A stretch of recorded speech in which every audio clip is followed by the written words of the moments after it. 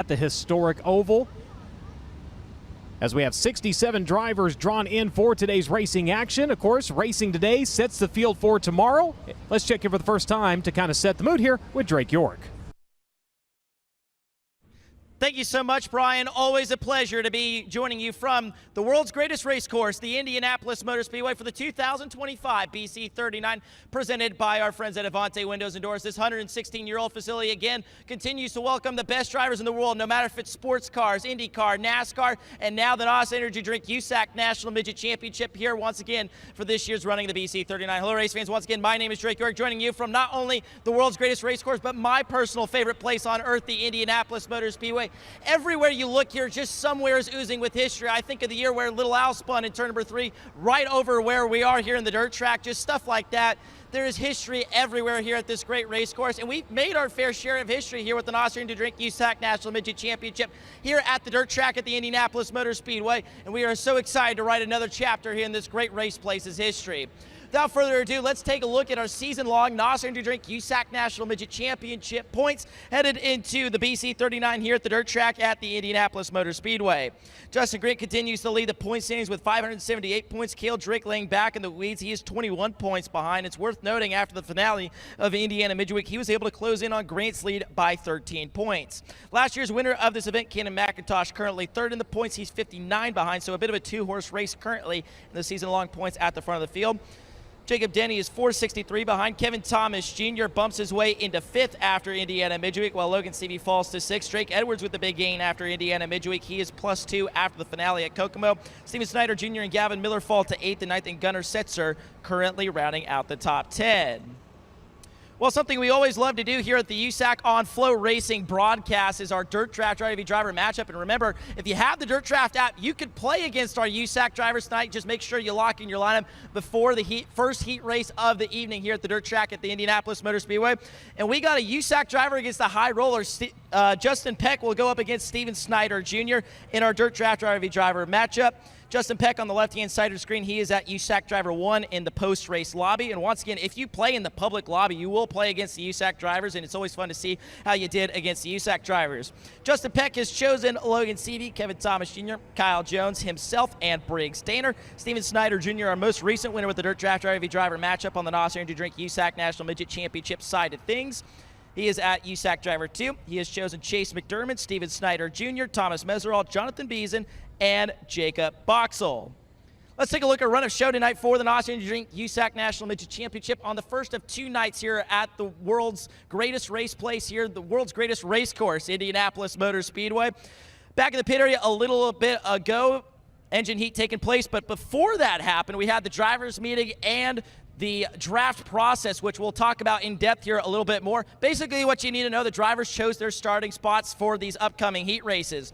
So engine heat, as I said, just wrapping up. Up next will be our dirt draft highlights with the BC39 format. No qualifying here tonight, so we'll go into our 8 heat races. The heat winners and the top 8 in points will transfer from there. The next 32 cars behind will go to the B mains. Midget C main on tap as well, with the top 4 making it into one of the B main events. From the B main events, top 4 transfer from each of those B main events to go on to the feature event. And tonight's prelim feature, worth noting, does not have any barring on how things will proceed tomorrow as far as points go. Also worth noting, junior sprints in the house tonight. First time we've done that here at the dirt track at the Indianapolis Motor Speedway. So excited to see some of the future stars of tomorrow go at it here at the racing capital of the world, the Indianapolis Motor Speedway. And I think it would be remiss if we didn't talk for a second why we're here at the Indianapolis Motor Speedway, that we are for so many years now with the NOS Energy Drink USAC National Midget Championship, and specifically the BC39. And that, of course, is the namesake Brian Clauson, who we lost a number of years ago, but widely regarded as one of the greatest race car drivers across the world. You talk to people from Australia, they think he's one of the best. You talk to people from New Zealand, they have high remarks for Brian Clauson. Everybody you talk to that got to watch Brian race, either on TV or in person, has nothing but great things to say about him. Personally, I met Brian when I was about 8 years old at the Turkey Night Grand Prix, probably one of the greatest interactions I've ever had with a race car driver.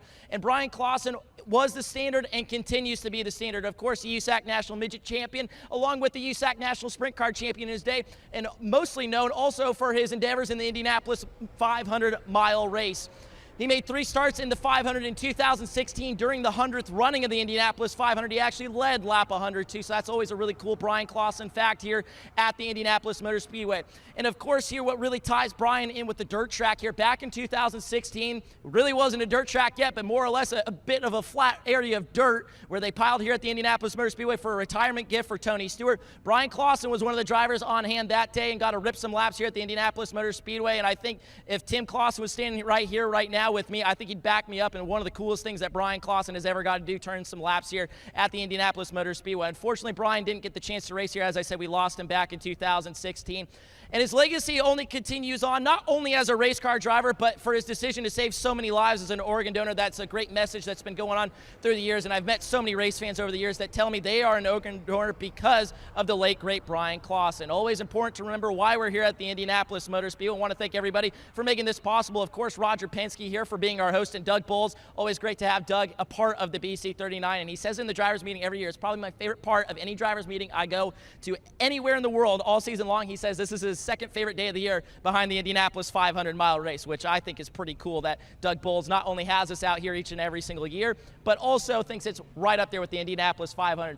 We're so glad to have you not only here in the stands, but watching around the world on FloRacing here tonight for the first of 2 nights here at the racing capital of the world, the Indianapolis Motor Speedway, for the 2025 BC39, presented by Avante Windows and Doors.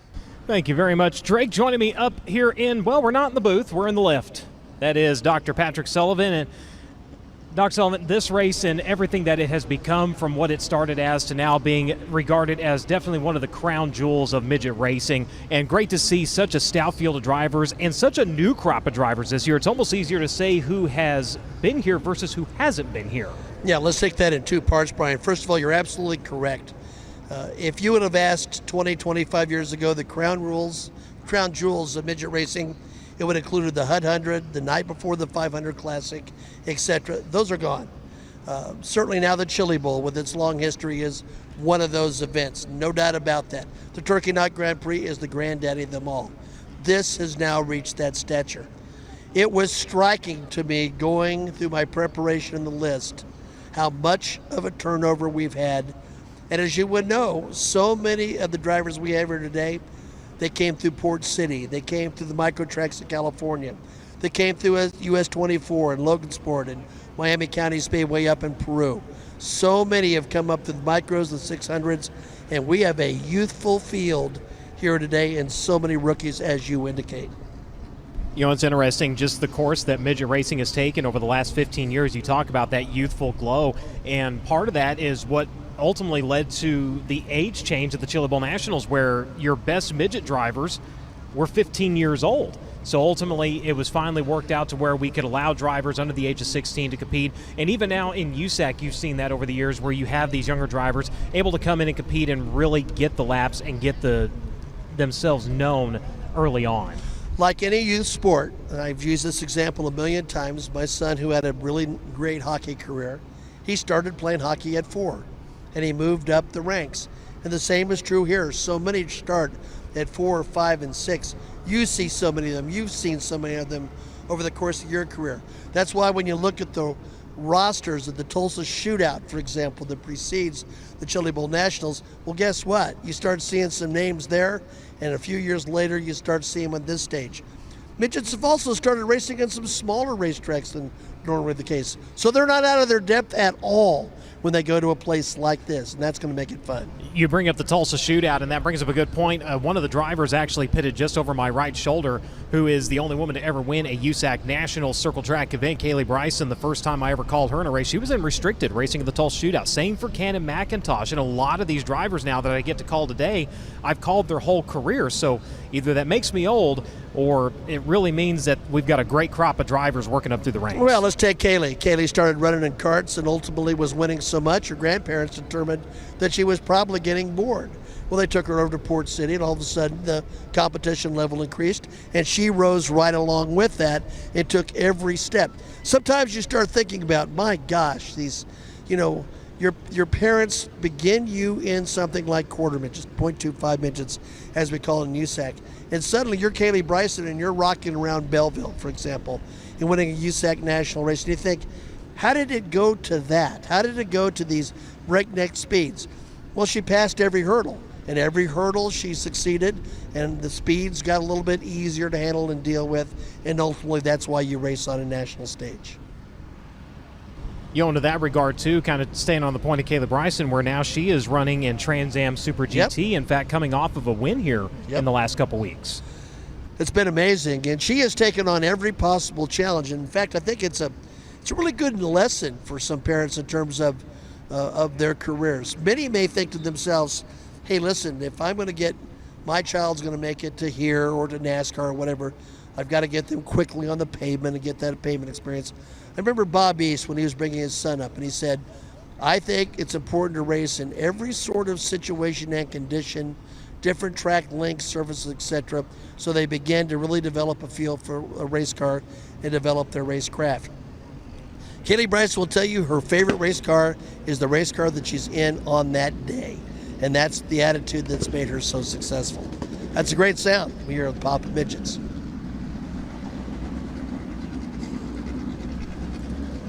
So cars beginning to fire here on the quarter-mile oval as drivers will hot lap in heat race order. As we alluded to earlier, we will not have Honest Abe Roofing qualifying, but instead everybody going in and picking their own starting spot instead of just the random draw. They came up, they looked at the lineup and said, I want that one.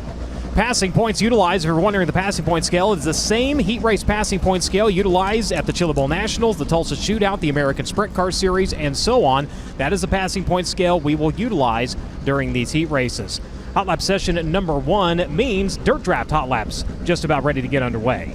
Hey, Brian, just to go back to your point, obviously in a passing point scenario, the ideal scenario is you think you're a great driver and you've got a great car, and you want to get in a heat race at the back of the pack with drivers you think you can handle. So when they were making those decisions, all of those variables were coming into play. And it was interesting because you get drivers, our USAC regulars that were kind of early in the runnings here, and and they would come up and pick about that second or third row, which you would kind of figure. Then you had drivers, Logan Seavey came up, looked at us, said, I want last in heat 8. Right.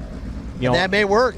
And if you think about to a format like this where you're utilizing passing points, you think back to Expo, in the Chili Bowl on the prelim nights, it's about the 4th heat when things start really kind of widening out and you see guys really starting to come from that 2nd, 3rd, and 4th rows. So you look further back, you'll see some of those names, they've stacked themselves up just a little bit further there to try to give themselves that little bit of hopeful advantage. That's a really, really good point. So cars beginning to wind up here for dirt draft hot lap session at number 1. Drivers on track include Chris Andrews in the 95. Get a look at the 16 of Zach Dobbin of Pocahontas, Illinois. From the Royal Power Sports, Dan Manier on the machine. The 19, both of the 19s choosing to be in the same heat race here. So you can just imagine that Andy Reinbold is thrilled right now. Hayden and Mitchell both out there. The 19 AZ is Hayden Reinbold. The 19 is Mitchell Moles. Both of those drivers streaking off into turns 1 and 2 right now. The 4, Steven Snyder Jr., he's going to make his way around onto the back straightaway.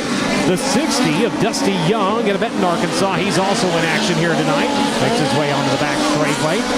87 of Justin Grant, leader in 2 point series so far for USAC National Competition, both midgets and Silver Crown. Sprint cars, he's chasing Kyle Cummins. Of course, don't forget, there's a $500,000 carrot there to be the Triple Crown titleist all in the same season this year. And obviously, he's in striking distance of that. So as I mentioned, dirt draft hot laps underway. That means it is time to set your dirt draft lineup. Don't forget, if you have never used dirt draft, now's the time to download it. Use referral code USAC when signing up, and that will get you a $20 digital gift card to shop at usacgear.com.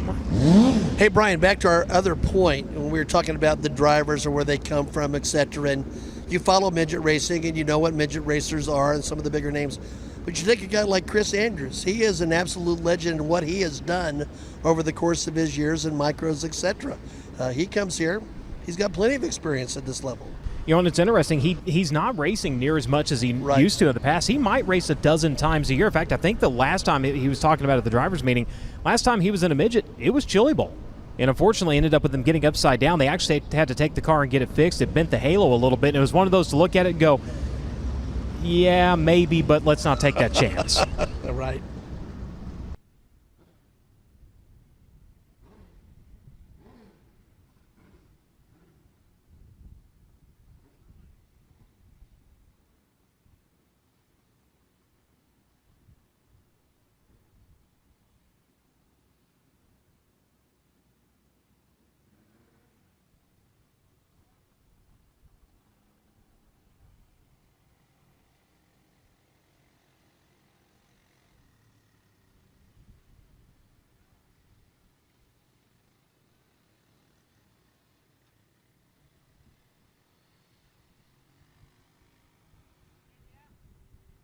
Second flight of Dirt Draft Hot Laps making its way out to the speedway. Again, drivers you see on track will be in heat race number 2 a little bit later on.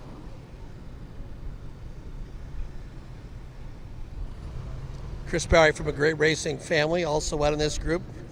Car number 36.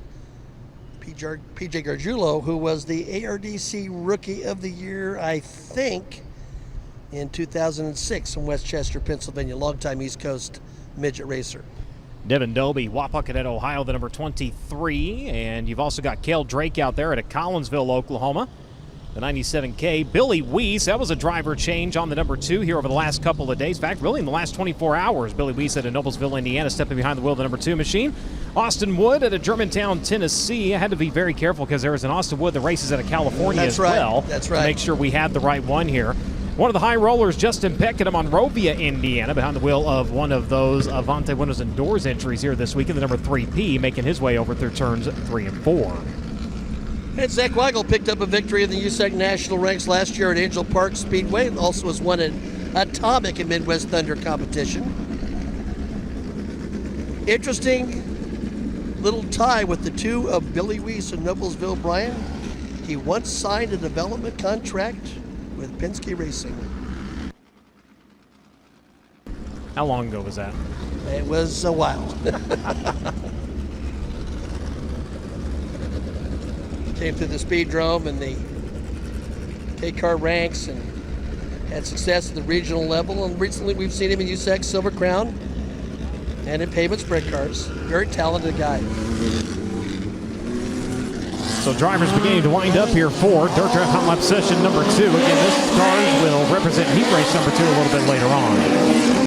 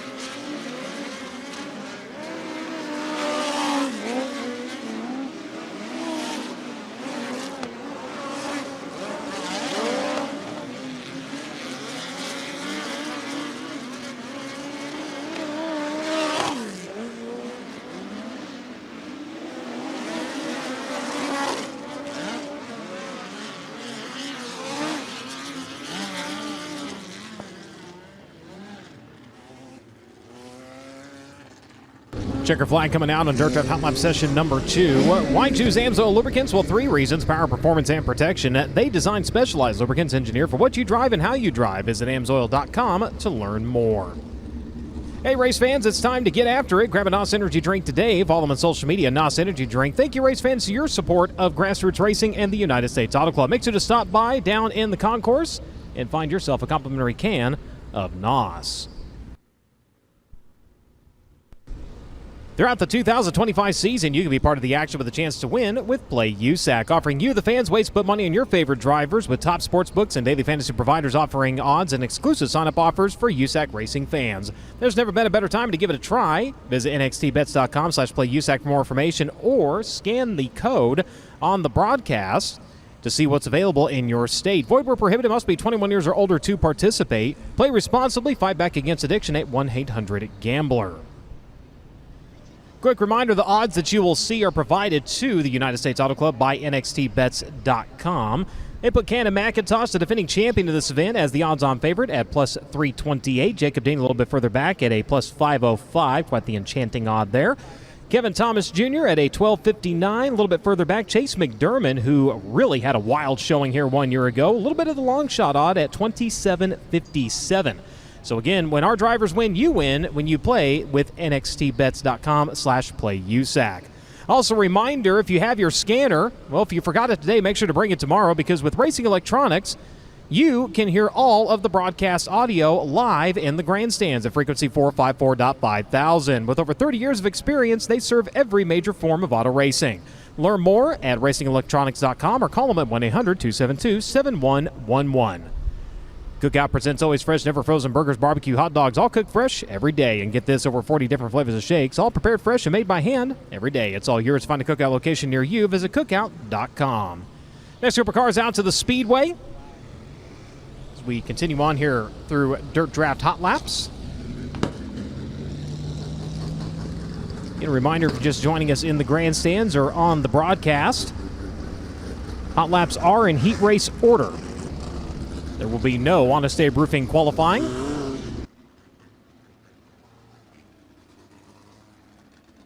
This will be session number 3 out to the Speedway. Colton Robinson out of Titusville, Florida here on the front straightaway. The 92.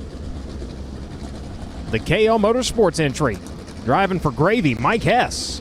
Of course, the competition director for the Kubota High Limit Series. And a guy who won the Hut 100 at the Terre Haute Action Track, and also I believe the very first Midget Nationals at Knoxville, Iowa several years ago, and still, I believe, has a track record at Eldora. Half Mile Mike. Half Mile Mike. Half Mile Hess, rather. Yes. Chris Hartman out of Boulder, Colorado, making the trip here. Shelby Hinton out of Beverly, Louisiana. Braxton Cummings out of Bedford, Indiana, the 71B. Gavin Miller, the 97. Mac Leopard out of Beaver Creek, Ohio, one of the CB Industries number 86 cars. Four Kings Racing driver Kevin Thomas Jr. to Coleman, Alabama. Also on track here for Dirt Draft Hot Lap session at number 3. Field winding up, getting ready to set loose. Kevin Thomas, former USAC Midget Rookie of the Year. Braxton Cummins races sprint cars considerably in the full wings of Indiana. And Mac Leopard picked up some 600 wins, etc. Places like Coles County, US 24, Nose Run, etc.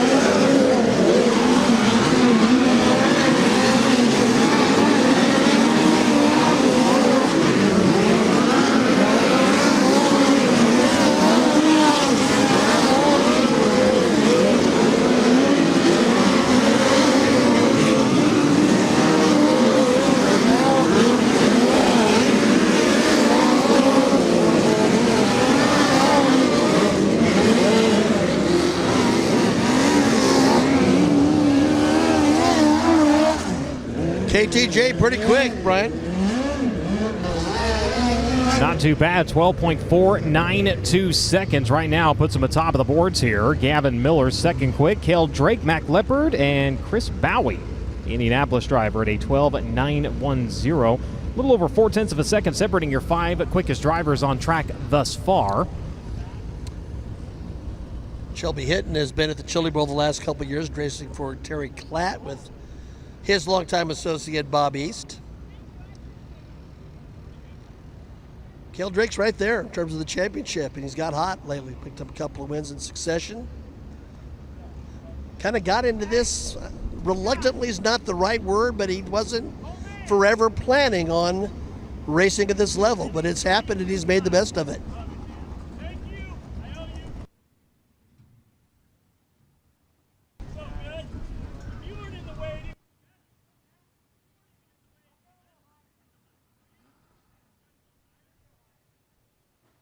We got Ruschenberg trying to make special requests back there. Exactly. Trying to figure out who's yelling at us. He's yelling at Kurt. He's asking for curb service of some sort. Sir, this is not a micro event. We're going to need you to calm down. That's another one when we talk about kids coming up through the micro race. Yep. I remember calling his kid whenever he first got going with Now 600. Yep. Yeah, quite a bit of Now 600 representation in this field today. Yes, there is. So Dirt Draft Hot Lap session number 4 beginning to parade out to the speedway. Jacob Boxell at his Zanesville, Indiana on track. Lance Bennett also out there out of Aurora, Colorado in the number 91. Lance is a two-time and defending Rocky Mountain Midget Racing Association champion, but I think he spent some time with Extreme this year. Fastest man on the microphone, Dylan Welch at Carmel, Indiana, driving the 60X here this weekend. Dason Pursley out of Locust Grove, Oklahoma, the 86. Another driver on a more of a part-time schedule, going back and forth between the high roller and coming back running USAC when he can, but he'll make his way down the front straightaway in that pristineauction.com NOS Energy number 86. Kyle Jones from Kennedale, Texas, came up to 305s, has run a little bit of everything. Last year's Belleville 305 Nationals winner. What do you call him? Snidely Whiplash. I love it. I goaded you right into it. I love it. He's got the mustache for it. It works great. You can see him going, yeah. I love it. Connor Wolf howling out there to Lafayette, Indiana. Caden Morton out of Coweta, Oklahoma. Not only is he pretty decent behind the wheel, he's pretty decent on the wrench as well. An engine builder, actually, for the number 8M. Cody Weisensell out of Sun Prairie, Wisconsin. We'll see him a little bit later on. We'll go for the Fireman's Nationals. Been around a long time, actually.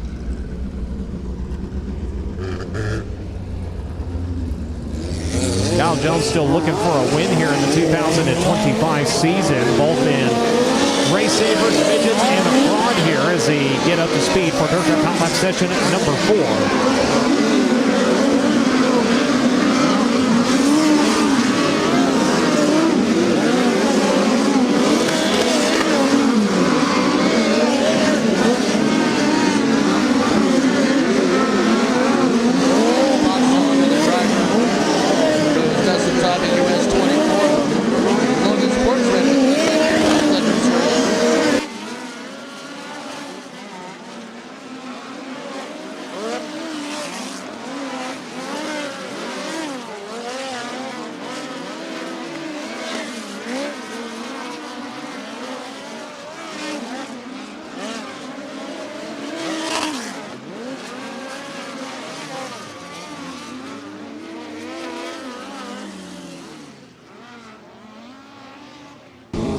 Dason Pursley to the top of the speed charts at a 12.362 second lap, 12.362. Kevin Thomas Jr. second quick. Boxell, Miller, Jones, Kel Drake, Dylan Welch, Cade Morton, Mac Leopard, and Chris Bowie inside the top 10. I just mentioned Boxell. That was a good time for him. And Dason, a former USAC NOS Energy Drink National Midget Champion. One of these days, that will be a great 30 for 30 story about his career. Rizzy down there putting some lines on the wall here so they can tell when the track ends, when the concrete begins. We'll start to work on getting Dirt Draft Hot Lap session at number 5 out to the speedway. I play hockey sometimes with Rizzy. I haven't seen him move that fast until that moment. Are you throwing shade on his game there, Pat? I am not. I would not throw shade on Rizzy. He's too good a guy. Sunoco is the official race fuel of USAC Racing. As the world's largest manufacturer of racing fuels, Sunoco has been the standard of motorsports for over 50 years. Known for innovation, consistency, and high performance, Sunoco Fuels has been the choice of racers in virtually every form of motorsports, from grassroots tracks to premier international series. Committed to supporting the race community, Sunoco powers champions and fuels unforgettable moments at the track. Car IQ has created a payment solution aimed at fleets that allows cars and trucks to connect to gas pumps without the need of a fuel card or a credit card. Car IQ Payment Solutions, Car IQ Pay, replaces fleet card products and protects against fraud while significantly reducing back-office vehicle reconciliation. Learn more at gocariq.com today. Honest Abe Roofing, America's reliable roofer, has been installing, repairing, and maintaining residential roofs since 2005, and they want to give you the perfect roof to keep you comfortable.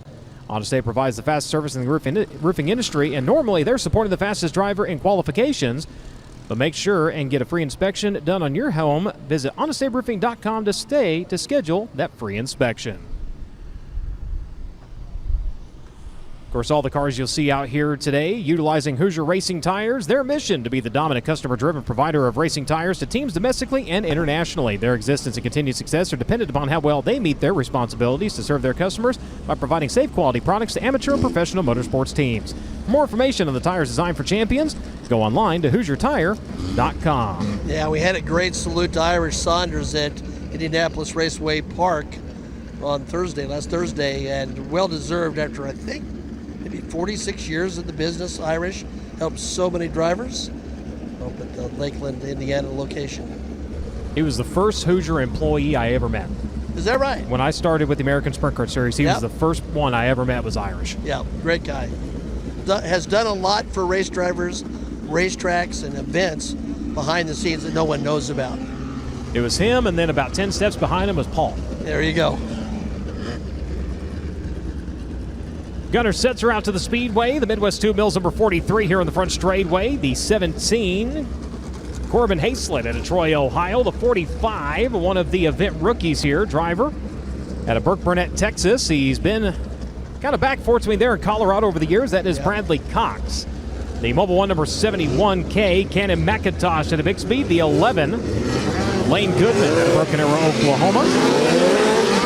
He'll come to speed here. And, of course, Little Bundy, Ethan Mitchell from Mooresville, North Carolina, the 19M. Going to come to speed over into turns 3 and 4. And the 7S, the teammate to Team Ez this weekend, Chase Stockin in the EA Stealth, England Machine and Tool number 7S. That's an interesting pairing when you say that with anyone who's team with Team Ez. Also the 11 out on Speedway, Kaylee Bryson out of Muskogee, Oklahoma, the Indy Power Sports Advocates Racing entry.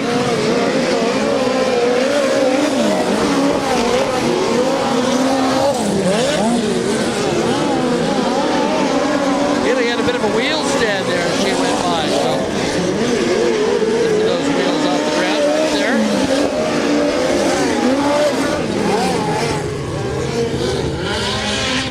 So for those of you just tuning into the broadcast, if you're wondering why the car noise is so overbearing, we are not in a booth. We're actually in a scissor lift. So we are going to do our best to try to mitigate that. But again, you will have a lot of ambient noise kind of coming in and out along with us. So just a reminder as you are watching on FloRacing. Don't know if he's tuned in, but we can call this the Eric Heenenfeld scissor lift because, trust me, my partner 1 year with this wanted no part of this scissor lift. So you're saying we could have gone 5 foot higher? I'm okay with it. As far as he was concerned, we could have gone 20 feet lower. Not a fan of heights. A couple of years of building the track at Expo, you kind of get used to being in a lift. Oh, I'll bet you do. 5 in the books here. We got 3 more flights of Dirt Draft Hot Laps set to make their way out to the Speedway. Still time to download the Dirt Draft app. Download it today. Set your league. Play against your friends, your family, or that guy sitting over in turn 1. You know who we're talking about. He thinks he knows everything about USAC racing. Well, it's time to prove him wrong. Use referral code USAC when signing up to get a $20 digital gift card to shop at usacgear.com. Speaking of usacgear.com, of course, Merchandise Row is open down there. All of the trailers, driver apparel, USAC apparel, and more is available down there. Kel Drake, Chase McDermott, and Steven Snyder Jr., Logan Seavey, and Mitchell Moles, Dason Persley, Justin Grant, the Sweet Victory Shop, KKM, they're all set up down there. Briggs Danner, Kevin Thomas Jr., and of course USAC apparel is available. Don't leave without getting your BC39 t-shirt. I was at the USAC office on Monday and watched Brooke hauling in box after box. So I know she's looking to do some good business this weekend. That's one thing maybe a lot of people don't know. Brooke's not just the one slinging shirts. She's the one that organizes, orders, and gets all that together. She's the reason we even have uniforms for the most part. And she does not get the thanks she deserves. So definitely a tip of the cap to her and everything she does behind the scenes that a lot of people just don't realize.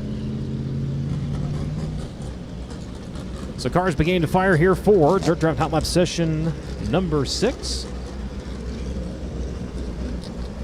Briggs Danner to Allentown, Pennsylvania. The great company number 40X making his way through turns 1 and 2. The 40, Chase McDermott. So close last year. Car owner.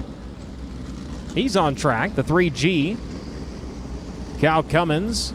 The Ashwiken Speedway entry. The Avanti Windows the Doors number 83. Drake Edwards out of Peoria, Arizona. Team Ez on track out of San Jose, California, driving the number 7X. Corbin's on track and Scott's sitting down. Corbin Ruchenberg in the number 26. Driving to Mesa, Arizona. C71. Carter Jensrud. He's out of River Falls, Wisconsin. Yeah, he's won a couple of Gopher Midget Racing Series this year. Also been victory lane in a micro. Real go-getter with Gopher. Go get her with Gopher. I had to. Just had That was to. good. Cooper Miller to Graham, Texas in the 8J on track, as well as Jeffrey Abbey out of Rome, Texas. It's interesting when they came up to kind of pick where they wanted to start. A lot of teammates ended up picking the same heat race, so I'm sure when they got back, the coroner was going, why? What were you thinking? Yes. We've got one four-wheeler, 2 bags of zip ties, and you're out there trying to take each other out in the first lap. What's wrong with you? Well, we're all here because we're not all there, and I'm glad for it. Back to green here in Dirt Track Hot Laps. Got a little bit of character over in turns of 1 and 2. We did have some rain come down last night. They said right about 4 o'clock this morning is when we had about the heaviest part kind of pass through.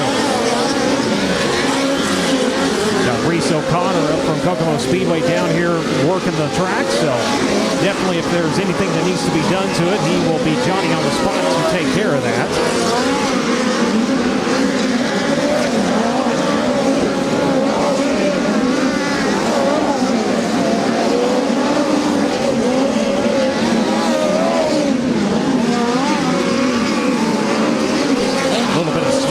Ruschenberg's number 26.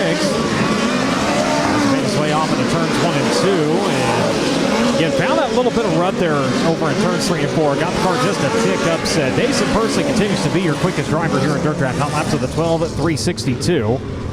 Jacob Boxell, Kevin Thomas Jr., Drake Edwards, Gavin Miller, then Timez, Kyle Jones, Gunnar Setzer, Kel Drake, Chase Stockin, making up the top 10 so far.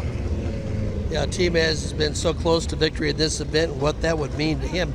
Jeffrey Abbey, by the way, from Rome, Texas, has won 4 times in 2025. Now, that's not unusual for drivers in this field, but they've come in stock cars. Interesting, the diversity of drivers we talked about coming up through the micro ranks, but you also have drivers on the track that they just do road racing. Right. And they're taking their first kind of steps over into the dirt side of things. Yeah, I talked to Cord Kistard, who's done a lot of work in Corvettes and things like that. And exactly my point. He had doing kind of the retro stuff this year. Right. But at one point, raced Trans Am. Yeah. Dan Banks, so there's some connections there.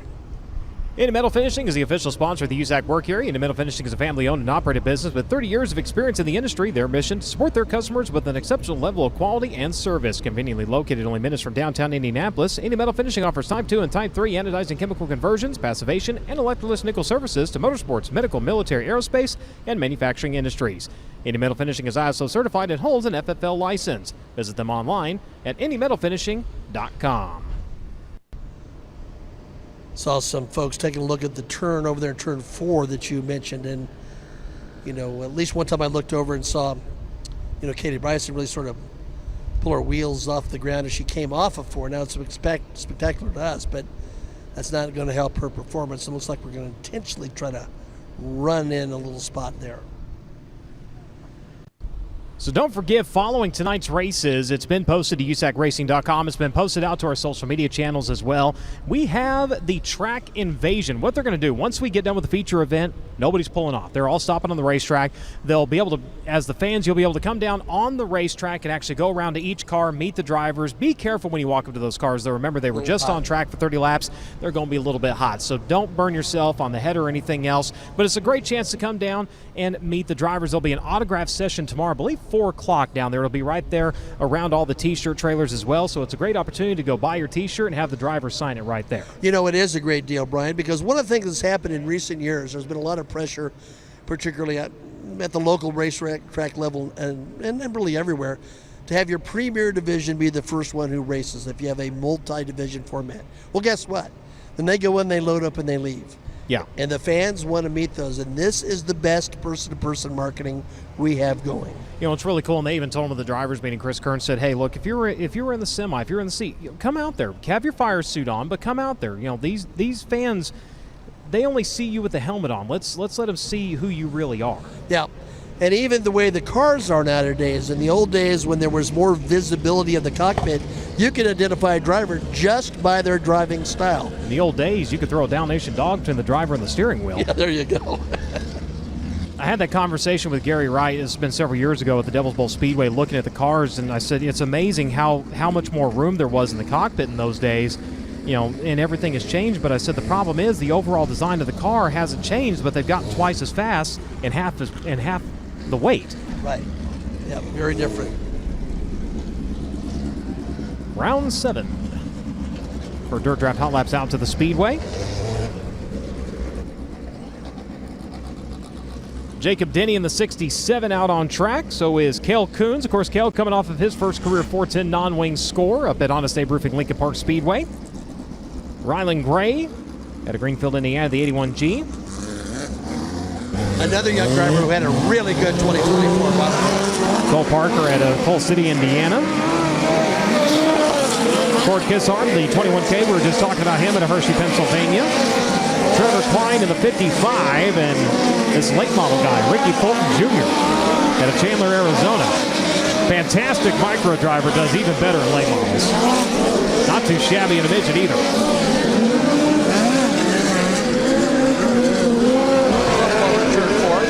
Ooh, that's not good. That is a no parking zone, Mr. Parker. So Cole Parker in the 17 coming to a stopover in turn number 4. Also, as we were going through the drivers' meeting when they were coming up to pick their starting spot, everybody signed a Bell helmet, and that helmet is part of an auction. You can bid on that helmet, as well as race-used victory lane boards and banners used during this year's BC39 at the USAC merchandise trailer, or one of the two for one or two of the BC39 race days. All proceeds will directly benefit USAC Race Aid, which provides financial aid to families and auto racing participants tied to USAC who have been injured or in need of assistance. We'll have a little bit more about Race Aid here in just a little bit as we go back to green. Whoa, boy. All on their side there.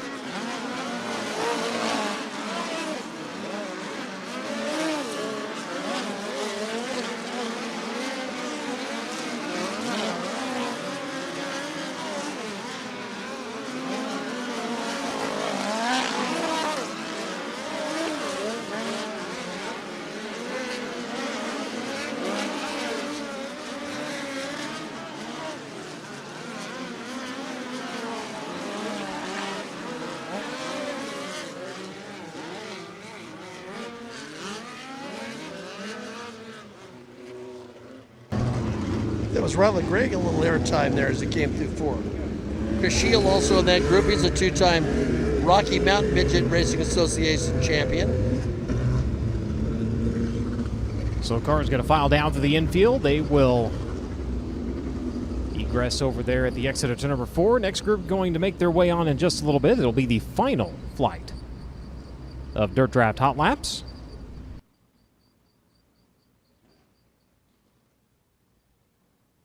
Well, a couple of midget champions in that group.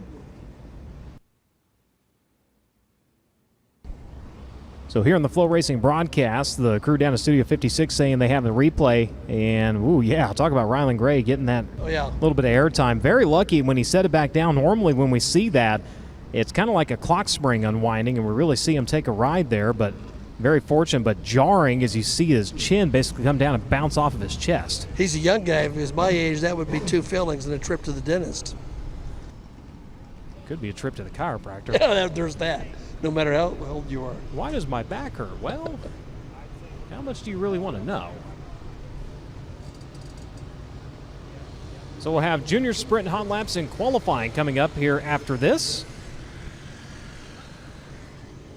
So Frankie Guarini from San Rafael, California, the 63G. So we have a former BCRA midget champion. Then, of course, J.J. Yeley, the 3J, and Logan Seavey, now Synergy Drink National Midget champions under the USAC banner. Kevin Newton, the Honest Abe Roofing number 16, out to the Speedway. Miles Doherty out of Delmar, Iowa, the 8D also out there. Tyler Fitzpatrick out of Columbia City, Indiana, in the 57F. Josh Hodge out of Brownsburg, Indiana. Logan Seavey out of Sutter, California came up. He was one of the 3 drivers who picked the 9th starting spot. And it's Beeson season. Jonathan Beeson making a rare outdoor appearance. There you go. In the Driven Performance, Holly Hollino, number 14. Miles Doherty, the Iowan, is the 2023 Mara Midget Rookie of the Year. That's been revived by Quinn and the gang up there, which we appreciate.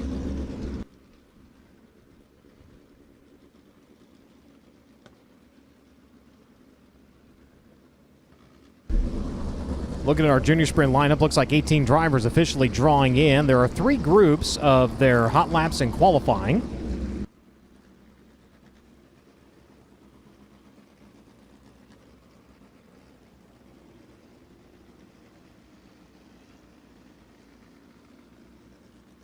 Not the only racing action going on this week. Of course, tomorrow, over $20,000 on the line here in the BC39 presented by Avante Windows and Doors. But the USAC Amsoil Sprint Car National Championship returning to action this Friday and Saturday. It's going to be a sprintacular event at Honest Abe Roofing Lincoln Park Speedway.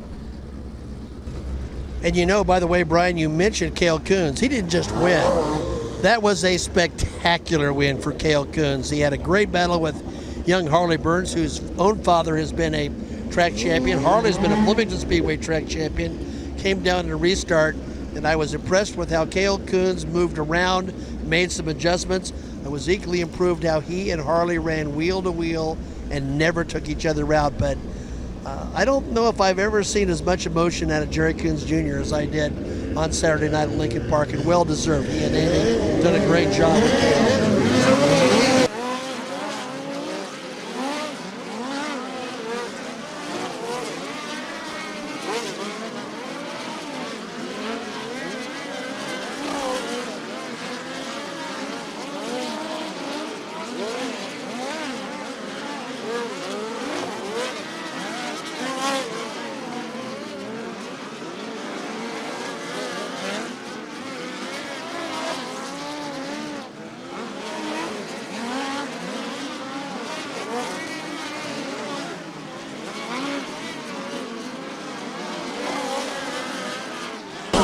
Talk about close to going over. The driven performance number 14, Jonathan Beeson.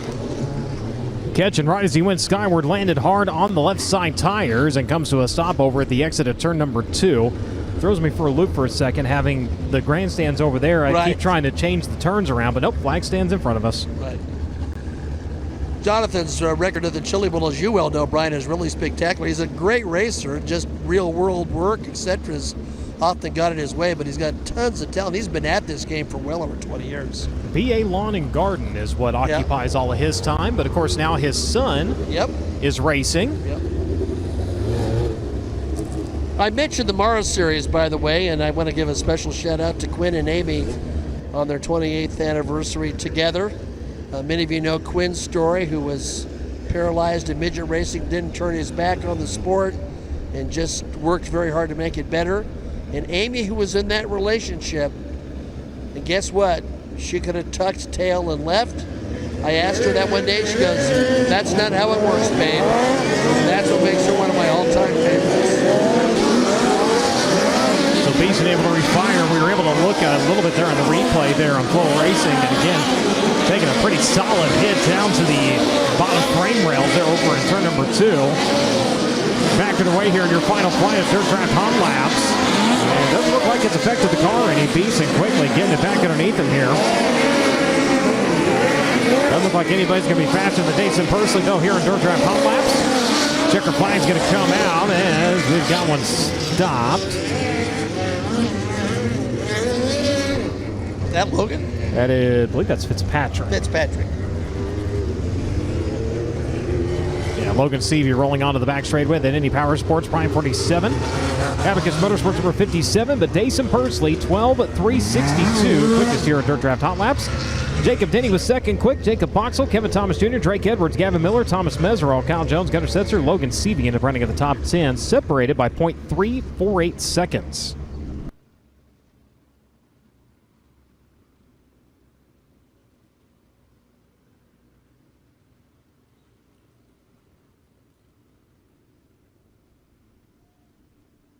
In the context of what we've dealt with here over the last 10 days or so, this is really a delightful night.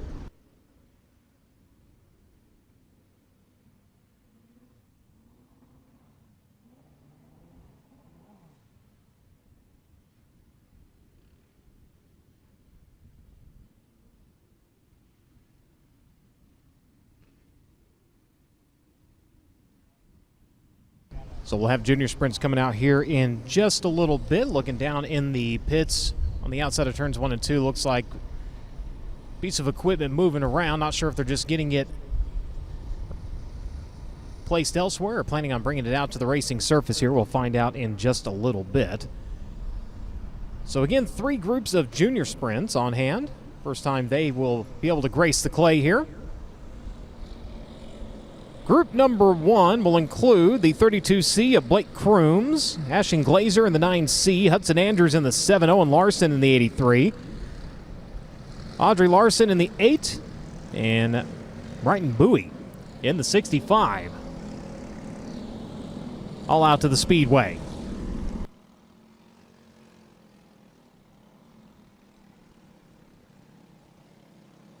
For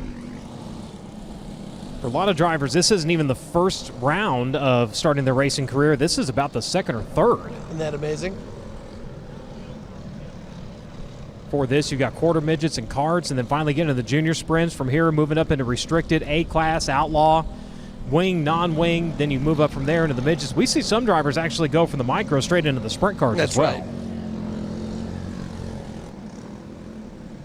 I did the story on a driver here recently, and I'm trying to remember who it was, but said, you know, it didn't really kick in for me till I got into some higher classes. And then suddenly it started all come together for me, and the competition really helped me sort of get further up in the seat. And it's interesting to look at how drivers progress where, you know, you'll get drivers that run in the micros and they dominate there when they try to run other divisions, and it's not taking anything away for saying anything bad. Just right. It never quite clicks, but they can go back to the micros. But to your point, where you have drivers, you know, maybe they kind of struggle there, but they get into a sprint car and all of a sudden it's like, That's oh, right. wow, you know, this is how you're supposed to do That's this. right. The road finds their level.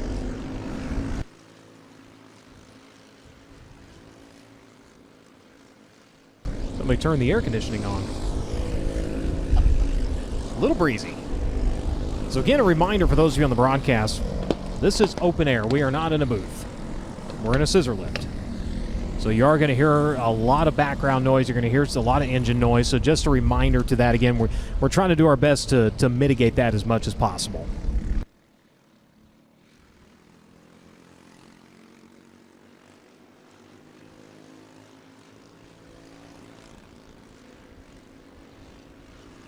So again, the junior sprint car is on track. A quick reminder of the format. No qualifying on the USAC side. It is a passing point format. Heat race winners plus the next 8 highest in passing points are going to move on into the feature event, and the lineup will be done straight up by the passing point totals. But if you win your heat, you're in. As one upside down, pretty good there at the exit of turn number 4. That was the 32. Looks like Crooms. He caught a pretty good little rut there. As safety crews quickly on scene. The safety crew from Lawrenceburg Speedway on hand here today. Yeah, they do a great job. They actually train other safety crews in the area. You know, I look at groups like this and, you know, Billy Hurt and everybody that follow the ASCS Warrior region around for so many years now. They travel around all over the country with the American Sprint Car Series on the national side. You look at the safety crew that travels with High Limit, with the World of Outlaws, and all these groups, they work with each other. They help to train each other and to make each other better, and that's really one of the neat things. They're all in it for the same reason and the same cause. Yeah, it's really unfortunate when you get in those situations where you have a safety crew. They don't understand the belts. They don't understand. I mean, the very first time we ran a Silver Crown car at Gateway, I think it was Johnny Parsons who lost the fuel cell. And the track crew up there, they had no idea what to do with the fuel. I mean, they were scared to death. It was clear they had no idea. We live in a millstream where it was Hayden that went upside down and the fuel cell came off of the car, and watching people walk up to the fence, and I'm up there going, you might want to get back. Maybe so.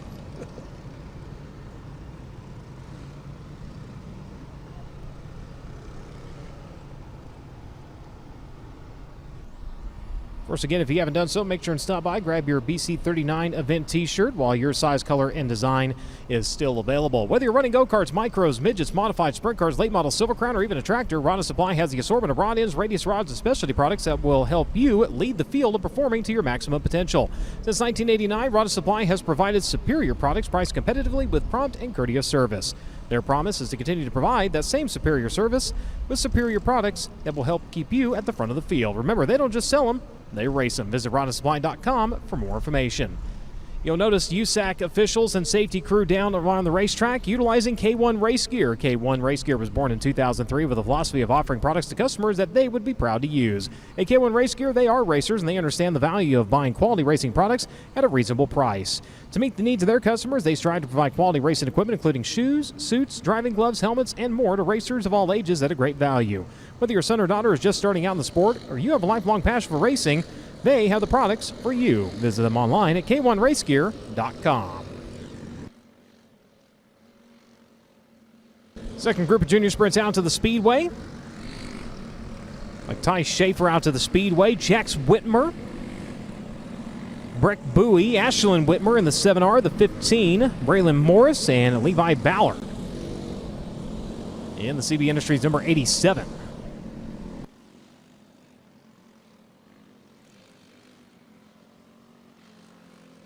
All the ways you can follow along with today's racing action. Of course, you can find the United States Auto Club on Facebook, on X, and on Instagram. On Facebook, simply look for USAC Racing. On X and Instagram, you can follow us at USAC Nation. Live timing and scoring available via the Race Monitor app. And a reminder, everything you see on social media as well as Race Monitor is unofficial. All official news, notes, points, and updates on today's program will be posted at the close of today's action at usacracing.com. Pat, we're going to need to find a couple of rocks. Funny enough, on my way here, I was searching the ground for some big ones, and I couldn't find one.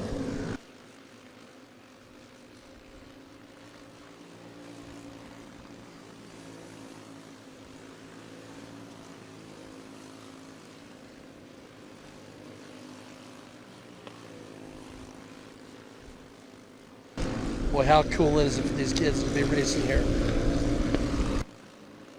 Of course, these kids not only racing here, but if you're in the grandstand, you can see there is a lot absolutely full of motorhomes and trailers over there. The NASCAR Youth Series, Right. which is part of the United States Auto Club, they have been racing all day. You certainly have. Talked to Danielle Fry today with the NASCAR Youth Series. We talk about this might be the third or fourth stage in your racing career, the flat carts, the quarter midgets, everything going on. That's all been racing over there on the tarmac. All in the shadow of the pagoda. That's really cool. I came to check it out last year because we ended up getting weathered out somewhere. I remember that, and yes. ended up calling it, and I was worried going, I don't know any of these kids. And as soon as I got the list, I went, never mind, they all raced the shootout. Yeah, no question. Dylan Welch and I called one of those U.S. gasoline nationals one year. We were mentioning the fact that a kid named Ben Mekatarian, who was the grandson of Boston Louis Seymour, who raced in IRP the other Thursday night. He was in that particular group. I remember that very well. The great Mike Stryker's kid, Mike Stryker, National Midget Hall of Famer, his son won. Looked fantastic and looked at us and said, I'm going to college to play golf. Smart. Well, I had that thought, and at the moment I said, that's a good deal, Mike. Yeah. Speaking, I mentioned all those drivers racing the Tulsa Shootout. Petty Performance putting together a really cool program this year. Absolutely. And somebody's going to land a ride at the Tulsa Shootout. That's great. I mean, Jerry, tomorrow afternoon at the USAC office, we have the National USAC Hall of Fame induction ceremony. Jerry Petty is a gigantic supporter of that event, as is Andy Rainbow with AME Electrical, which we greatly appreciate. Those two guys have made this into a nice event. And what is interesting to me is, both as a car owner, as promoting specific events, and with that program, Jerry is making a contribution at every fathomable level, and now at a very early age. Speaking of the Tulsa Shootout, coming out last week, a brand new title sponsor for the Mecca of Micros, Hyper Racing out of Pennsylvania. Ooh, look out. Hicks in the 21 getting up close to the concrete there at the exit to number 4. One of the photographers having to take a step back there for a second. The Hyper Racing coming on as the title sponsor of the Tulsa Shootout, powered by NOS Energy Drink. Great to have Mike, Christy Dicely, everybody involved with Hyper Racing as one of the premier builders in micro and mini sprint competition. Now giving back to the sport as one of their cars goes down the front straightaway as they sponsor events and tracks all over the country. Now stepping up to the world's largest micro racing event. It is now the Hyper Racing Tulsa Shootout, powered by NOS Energy Drink. Of course, happening over the New Year's holiday, all under the giant roof of the SageNet Center at Expo Square. More information at tulsashootout.com. can't make it, just like USAC, it's on Flow. It's the burning question. Devin, I saw your message. I'm giving you the reminder here. Since 2019, is it on Flow? The answer, yes. Every race, every time in USAC national competition. That 47 car reminds me of the Harold Annette TMC sprint cars that the likes of Sammy Swindell and Mike Brooks ran so successfully so many years with that black and gold look. Neat little look for that car. And for me, it kind of reminds me of the Ray Crawford and Ray, Hilleberg oh, special. absolutely. Yes, Ray Crawford, you bet. Captain Nice. Rusty Dunn, the flagman at Bloomington, who got clobbered here a few weeks ago, said he's got a rock down at Bloomington. He'd be glad to loan us to hold down our papers. Nice. Yes. By the way, if you've got any kids in the audience or listening, on July 16th, USAC office in the evening, it's the second annual USAC Race Aid Ice Cream Social. We've got all sorts of goodies for kids. Shelley Kinzer-Clayton and this Aegis Aesthetics is paying for the ice cream. We got some help from my good friend Chrissy Lauer from the East Coast. Sprint Car Stats, Greg Leffler, former national sprint car champion through his program, First Gear Engineering and Technology, a title sponsor. We're going to have coloring contests, games, movies, raffles. We may play some bingo. It was a really fun event last year, low key. We got lots and lots of things to give away to kids. My wife and I went shopping. She's going to make some cookies as always. So that's on the 16th at the USAC office of Speedway. That is absolutely free. And that is a USAC Race Aid function. Talking about Race Aid, recently announced the next Silver Crown event at Yes. Lucas Oil Indianapolis Raceway Park is the Race Aid 100, $5 from each ticket and pit pass going back to Race Aid. And no, that does not go into the pockets of USAC. It doesn't even go to USAC. It goes to a benevolent fund. I know there are some people, of course, you have the keyboard warriors, almost no overhead, Brian. Yeah. Almost none. We were able to give a grant recently to someone who was in our community who was impacted by some of the strong storms here recently, or crew members who get injured, or drivers who get injured.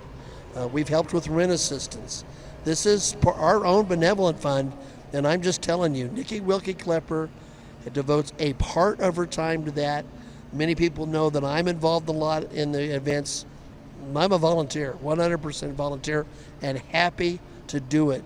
That organization stretches back before World War II with AAA. So Casey Kohler said to me, and this is really important, he's a little worried about that July 23rd standalone Silver Crown race. That used to be part of the first leg of a 3 nights of racing, originally called Kroger Speed Fest. He, a little worried on this standalone event, and he says, what do you think we do something with Race Aid, Pat? And I said, I'm for it. So $5 pit admission, your grandstand admission goes directly to Race Aid. We need a big crowd for that event anyway. Real quick, as the track equipment makes its way out, let's check in with Drake York. Well, here with a bit of a stock car guy, I think that's putting it lightly. Of course, you're defending Lucas Oil Dirt Late Model Series champion and your current points leader in that series, RTJ Ricky Thorin Jr. here for his first BC39 here at the dirt track at Indianapolis Motor Speedway. As I said, first time in this event. I know you've only gotten to do hot laps so far, but what do you think of the place and what do you think of the race so far? It's quite different. I feel like the corners are really tight and the straightaways are almost round. So I got to figure it out a little bit. Obviously, I wasn't the best there hot lapping, but the guys are working hard, changing some stuff. Hopefully, get a little better in our heat race.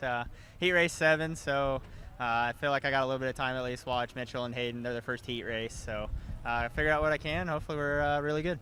On the speed charts, I know it wasn't what you were hoping for. In the action department, you were probably the most fun car to watch out there, hands down. There was a lap in turn number 3 that you had a major bicycle. Looked like you were going over. So first off, take me through that particular moment, and then how are you going to dial it back here for this heat race? Yeah, I don't know if you want to be exciting a hot laps, but it kind of just worked out that way.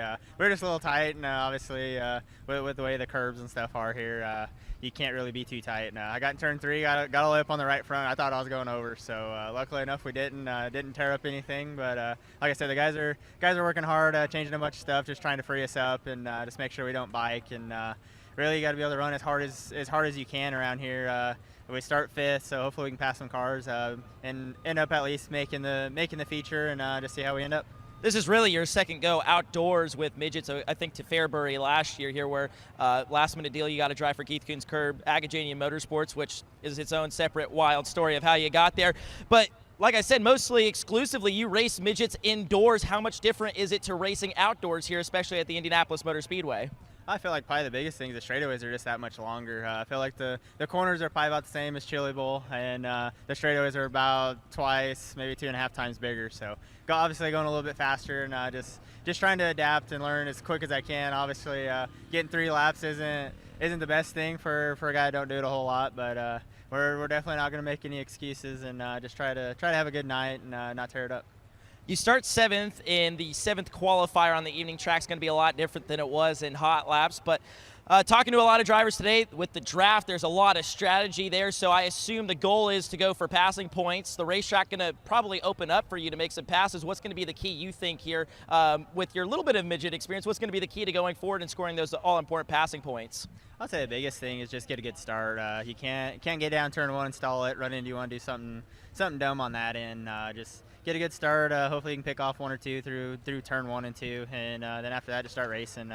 I saw they took the blade out. They're blading it a little bit. Hopefully make it a little bit wider. So just run as hard as you can, but at the same time, if you do pass a bunch of cars, you don't want to go in and kill your heat race. So hopefully we can pass a couple cars. End up, obviously love to win, but if we can get up 2nd, 3rd, something like that, at least advance ourselves a little bit for the rest of the night.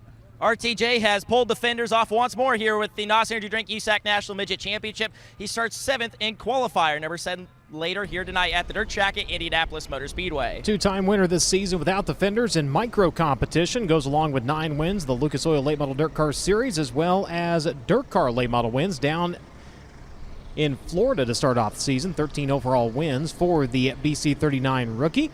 Talking about our drivers that have been competing over by the pagoda, we're going to bring some of those youngsters out here, and they're going to be part of the opening ceremonies as Chris Kearns parades the drivers down into victory lane. We'll be getting set up for our invocation and national anthem here in just a little bit.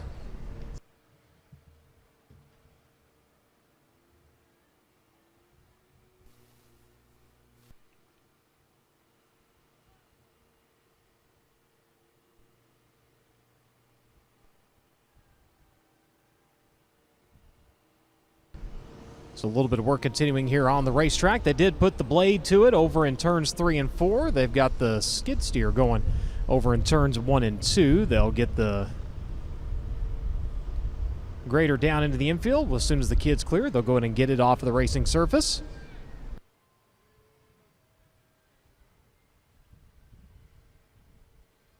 So as they continue to work on the racetrack, continue to bring the kids down, let's check in one more time with Drake right quick.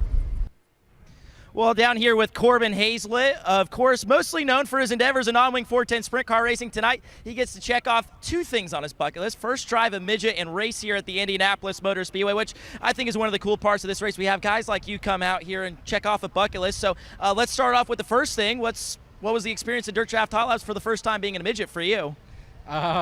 Way different than a sprint car. Really? I wouldn't have thought that.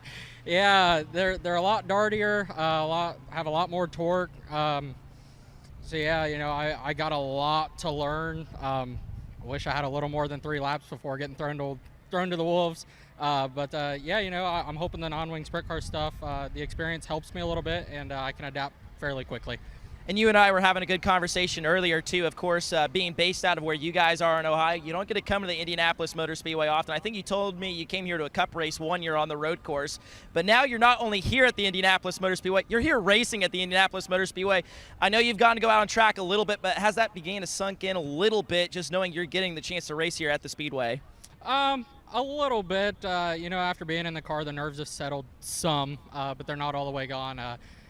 You know, I grew up watching Brian. He was a guy that, you know, most people look up to Kyle Larson. I looked up to Brian.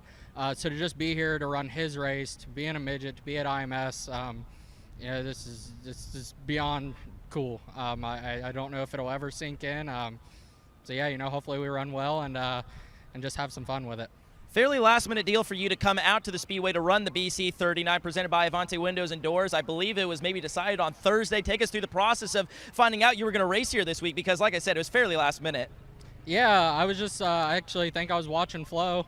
about 9 o'clock at night on Thursday, and Braxton texted me and said that he had a car available if we wanted it. I called him and then called my dad, and we kind of got this deal put together in about 2 hours. And next thing I knew, I was going to be coming here, and it all happened so fast.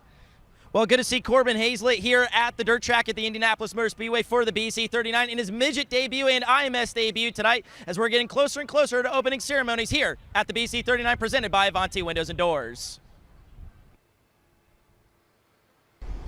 Thank you very much. Speaking of Avanti Windows and Doors, one of the great supporters of the Western World. Tickets now on sale for the Western World Championships happening October 24th and 25th down at Central Arizona Raceway. They posted that out today. $7,500 to win Friday, $15,000 to win Saturday, or $15,000 in lap money. And you can go to centralarizonaraceway.com. Of course, Avanti, the presenting sponsor of today's and tomorrow's racing event. Jerry Petty called me at home last week, maybe 10 days ago, and talked about how much, the Western at one point rivaled the Knoxville Nationals. One could argue what was the biggest super modified / sprint car race in the world. The Western was certainly huge. There was no doubt about it. The car count, Manzanita Speedway was magical. Jerry Petty is committed to getting the magic back in that name. And we had some ideas. We're going to chat about some things to do. That's a great race. It comes at a great time of year for us. But perhaps we can get some of the great legends of Manzanita to come by and talk about those days and to create some new memories at a new locale.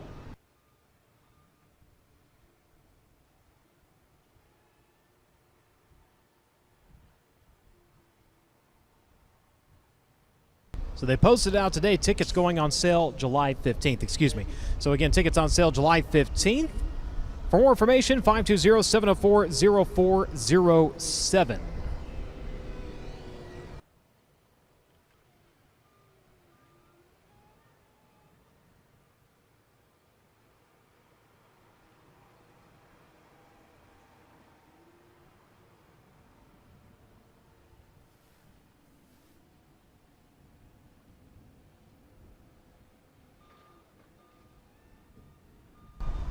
Brian, it's really interesting, and when we think about the Indianapolis Motor Speedway and midget racing, the tie there is so strong in so many ways. When the Speedway reopened with Mr. Holman after World War II, some of the biggest stars came out of West Coast, in particular midget racing. You take a look at 1950, Johnny Parsons was outstanding in midgets in the West Coast. Troy Ruttman came and raced and won in midgets as a teenager in Indiana as early as 1948, 1949. The 52 winner. Bill Vukovich was a URA Red Series champion, that for non-Offenhauser cars. Roger Ward's, one of the greatest midget racing wins of all time, came in the Gerhardt V860. We put a little nitro in it, a little pop, and he beat all the offies at Gilmore Stadium. So midget racing was really the springboard for so many drivers. No, you cannot put nitro in it today. You cannot, but you did then. And somebody may do it today, but that is illegal. But certainly it was a big deal. And even later, IndyCar drivers used to say, midgets keep you sharp. Now, many of you know this and live here, but if you looked over south of here at the Speedway Shopping Center, that's where the original 16th Street Speedway was. The night before the 500 originated there. They often ran 3 features in one night, sometimes went all night. Then people sort of staggered out and came over to the Indianapolis Motor Speedway. Mr. Penske, one of his favorite drivers was Ralph Pratt, who raced a beautiful maroon and white midget in Ohio at Canfield Speedway and places like that.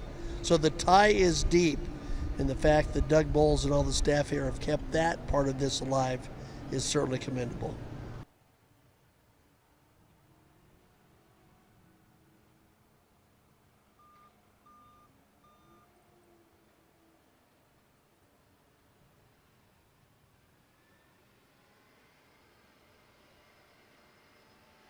So the grader making a couple of last-minute passes here. Did some work over in 3 and 4. Went over, did a little bit of work in 1 and 2. Got the water truck out there.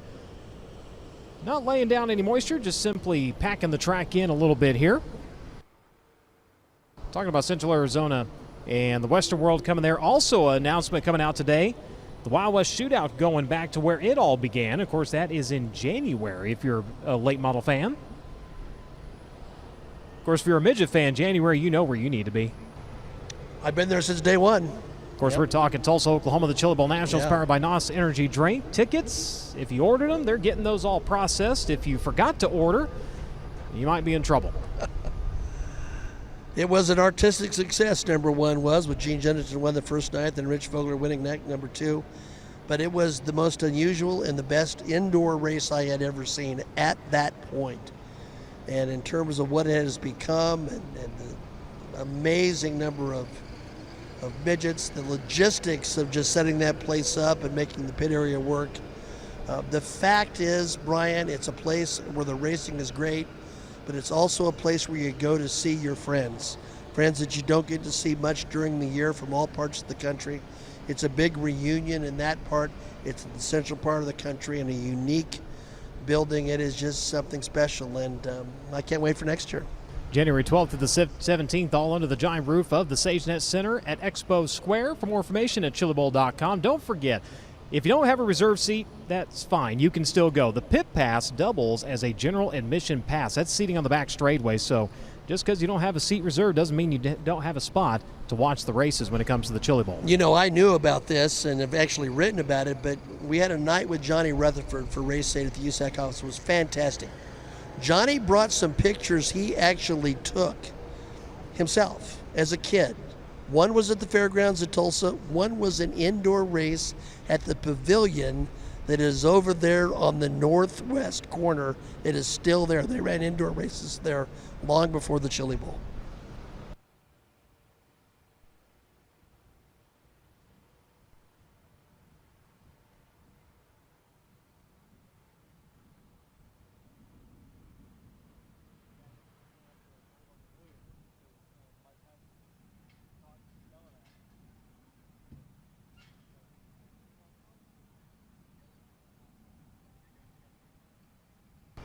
So looks like Kearns is maybe giving a little pep talk to some of the kids down there. Waiting to see if we get a thumbs up on when they are ready to go into opening ceremonies here. Once we get that up here in the lift, then we'll be ready to get after it.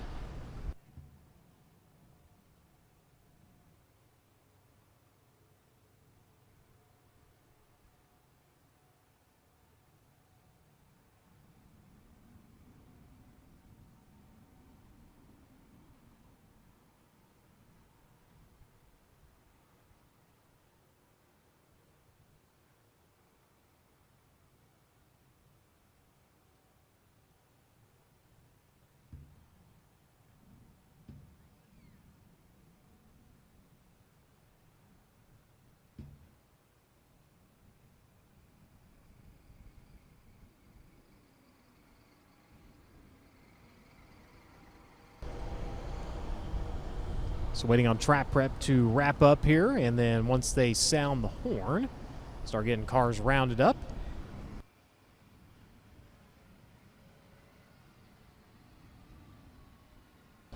So just a couple minutes before we get going here on the FloRacing broadcast. We're going to step away for just a moment. We'll be back.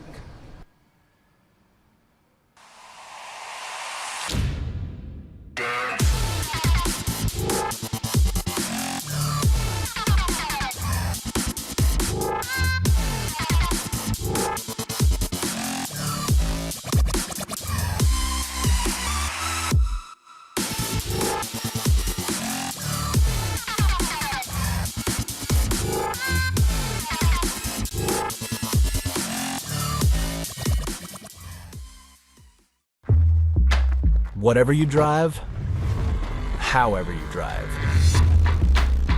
AMSOIL specially engineers lubricants to maximize power, performance, and protection in your vehicles, so you can work hard and play hard with confidence.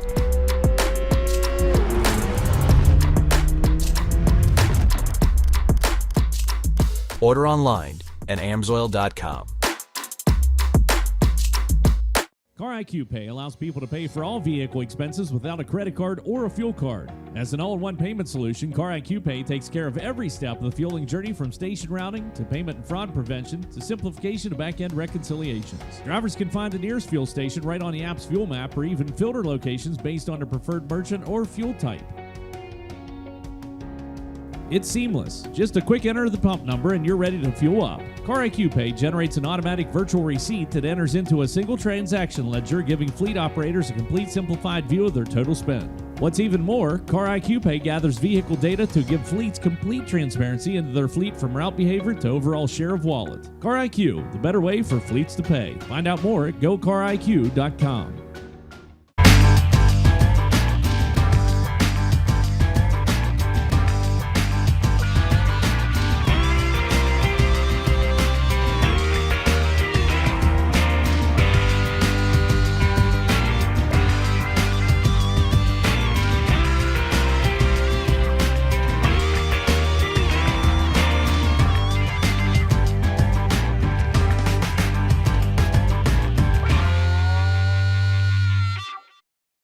Indy Metal Finishing is a family-owned and operated business with 30 years of experience in the industry. Their mission is to support their customers with an exceptional level of quality and service. Conveniently located minutes from downtown Indianapolis, Indy Metal Finishing offers Type 2 and Type 3 anodizing chemical conversions, passivation, and electroless nickel services to motorsports, medical, military, aerospace, and manufacturing industries. Indy Metal Finishing is ISO certified and holds an FFL license. If you have any questions, please call Indy Metal Finishing today at 317-858-5353. Find them online at Instagram, Facebook, and Twitter at Indy Metal Finishing, or visit their website at indymetalfinishing.com.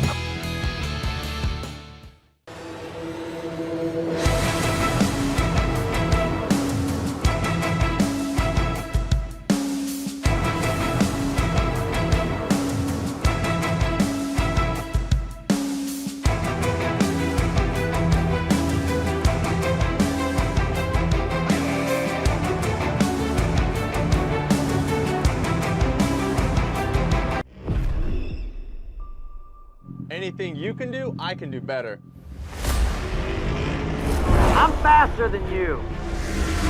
Yeah, well, I'm gnarlier than you. I get more sideways. I'm louder. Much louder.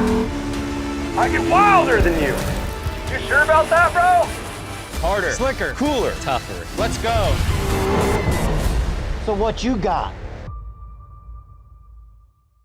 Go harder, faster, stronger with Rod End Supply. Whether you are running industrial, farming equipment, or a race car, Rod End Supply has the assortment of rod ends, radius rods, and specialty products that will help you lead the field in performance. Our superior design means our rod ends last longer and perform better, giving you the edge on the track and saving you money. Contact Rod End Supply or order online today at rodendsupply.com. We don't just sell them, we race them. rodendsupply.com. Serving the racing community for over 30 years. Welcome back to the broadcast here on FloRacing.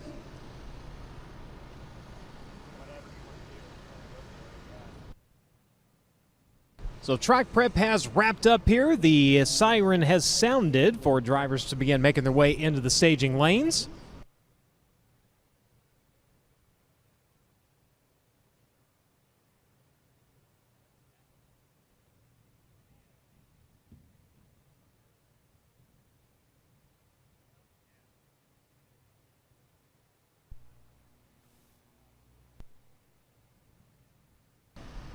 So with that, looks like things have been organized down trackside. Let's go in and sit it down for opening ceremonies.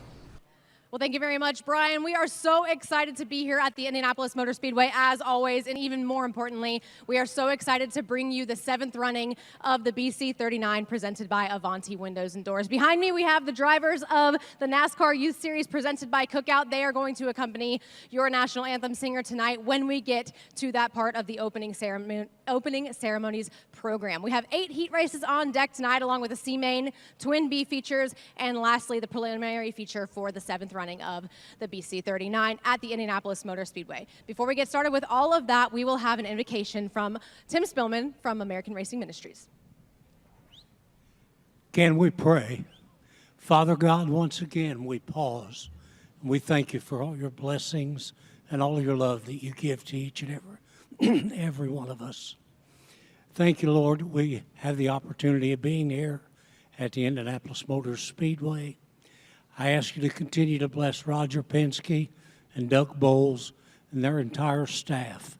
And any venue that they would put on here, may it be a great success. Thank you for Kevin Miller and all of USAC and all the hard work that they have put in for our entire season. Father, we also thank you for the military that's standing around this world and on our shores to keep each and every one of us safe. And I ask God, bring them all home safe very soon.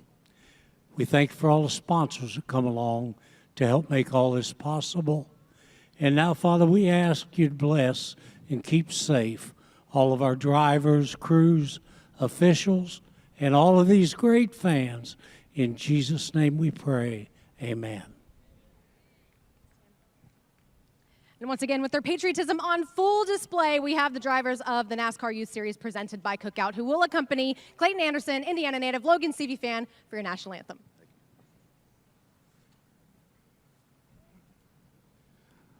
Oh, say, can you see by the dawn's early light what so proudly we hailed at the twilight's last gleaming, whose broad stripes and bright stars through the perilous fight o'er the ramparts we watched were so gallantly streaming, and the rockets' red glare, the bombs bursting in air, gave proof through the night that our flag was still there. Oh, say, does that star-spangled banner yet wave o'er the land of the free and the home of the brave? How about it for Clayton Anderson, tonight's national anthem singer? And how about it for all of these drivers of the NASCAR Youth Series presented by Cookout, who stood in this line for an extended period of time? That deserves a round of applause as well, but not as much as these next 8 heat races for the 7th running of the BC39 presented by Avanti Windows and Doors.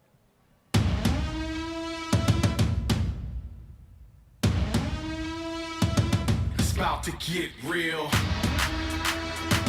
It's about to get real. It's about to get real.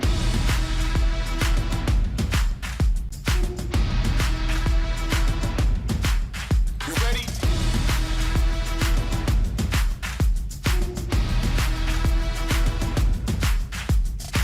This is it now, can't quit now. Feel the pressure is on the rise. I'm burning inside, energy is high, and I feel so alive. Had to face up, so I prayed up, put my head down, and I came up. So what you afraid of? This is what legends are made of. Center stage of a new wave of hustlers, ballers, and renegades. Everyday stage. So the drivers of the NASCAR Youth Series, a division under the United States Auto Club, will make their way down to the pits.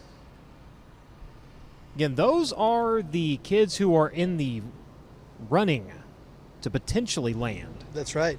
That ride with Petty Performance at the Hyper Racing Tulsa Shootout powered by NOS Energy Drink.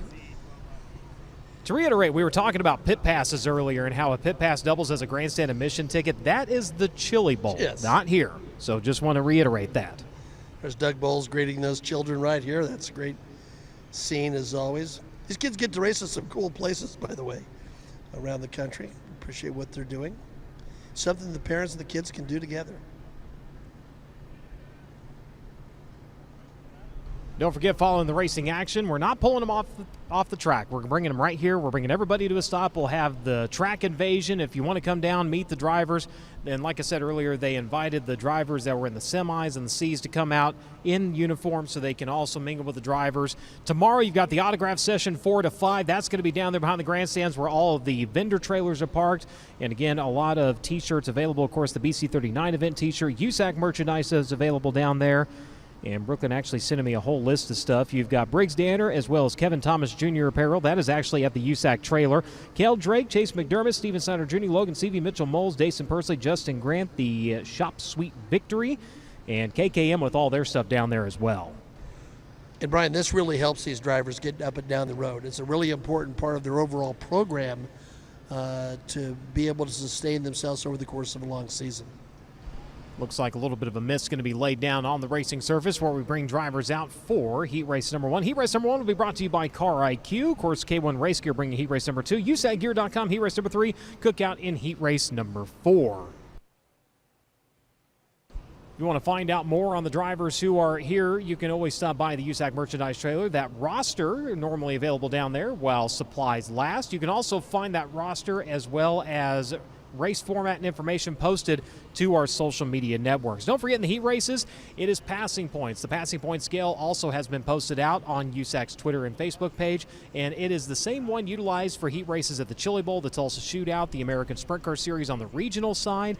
That is a very commonly used passing point system. It'll be the heat race winners plus the next 8 highest in passing points, and the lineup will be by their passing point totals out of the heat races for those 16 lock-in drivers. Those not locking in into twin semi-feature events, from there into the C. I've always liked the passing points format because it really puts a premium on racing the entire time, which is part of the entertainment value. But Brian, you've seen it, I've seen it over the years. I don't care what format you use. Oddly enough, the best teams get to the front. It's interesting. If you kind of combine the two, you get a nice little mix there. I really truly believe that qualifying is a lot of times the best way to seed a field, but the passing points really, like you said, it puts such a premium on racing every time you're on track. Yeah, the funny thing is you often hear people complain, or drivers complain, that, well, when you have the draw, then, you know, this is all luck where you end up. Well, guess what? Your qualifying order is determined by a bingo ball that comes out of a rotating. And they swear we control it. We have no control over that. Right.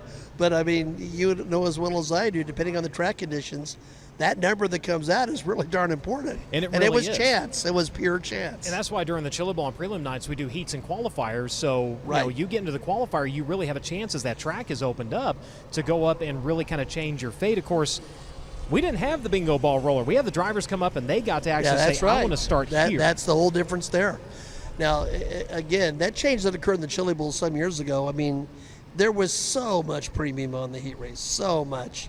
And then as we started getting 400 people, 400 drivers signed in the Chili Bowl, there had to be a way to create easier pathways for really good teams to get to the final event. And then that certainly has happened.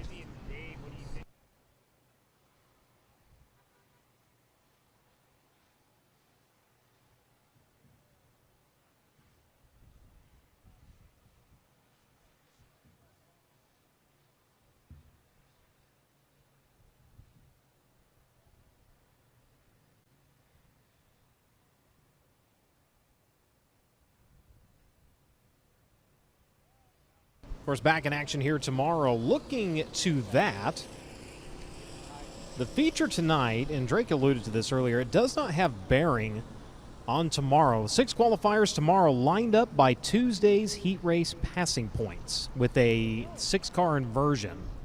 So basically, think of it as like a normal qualifying. If you're the high point guy, you're going to start outside of run number 3 in heat race number 1.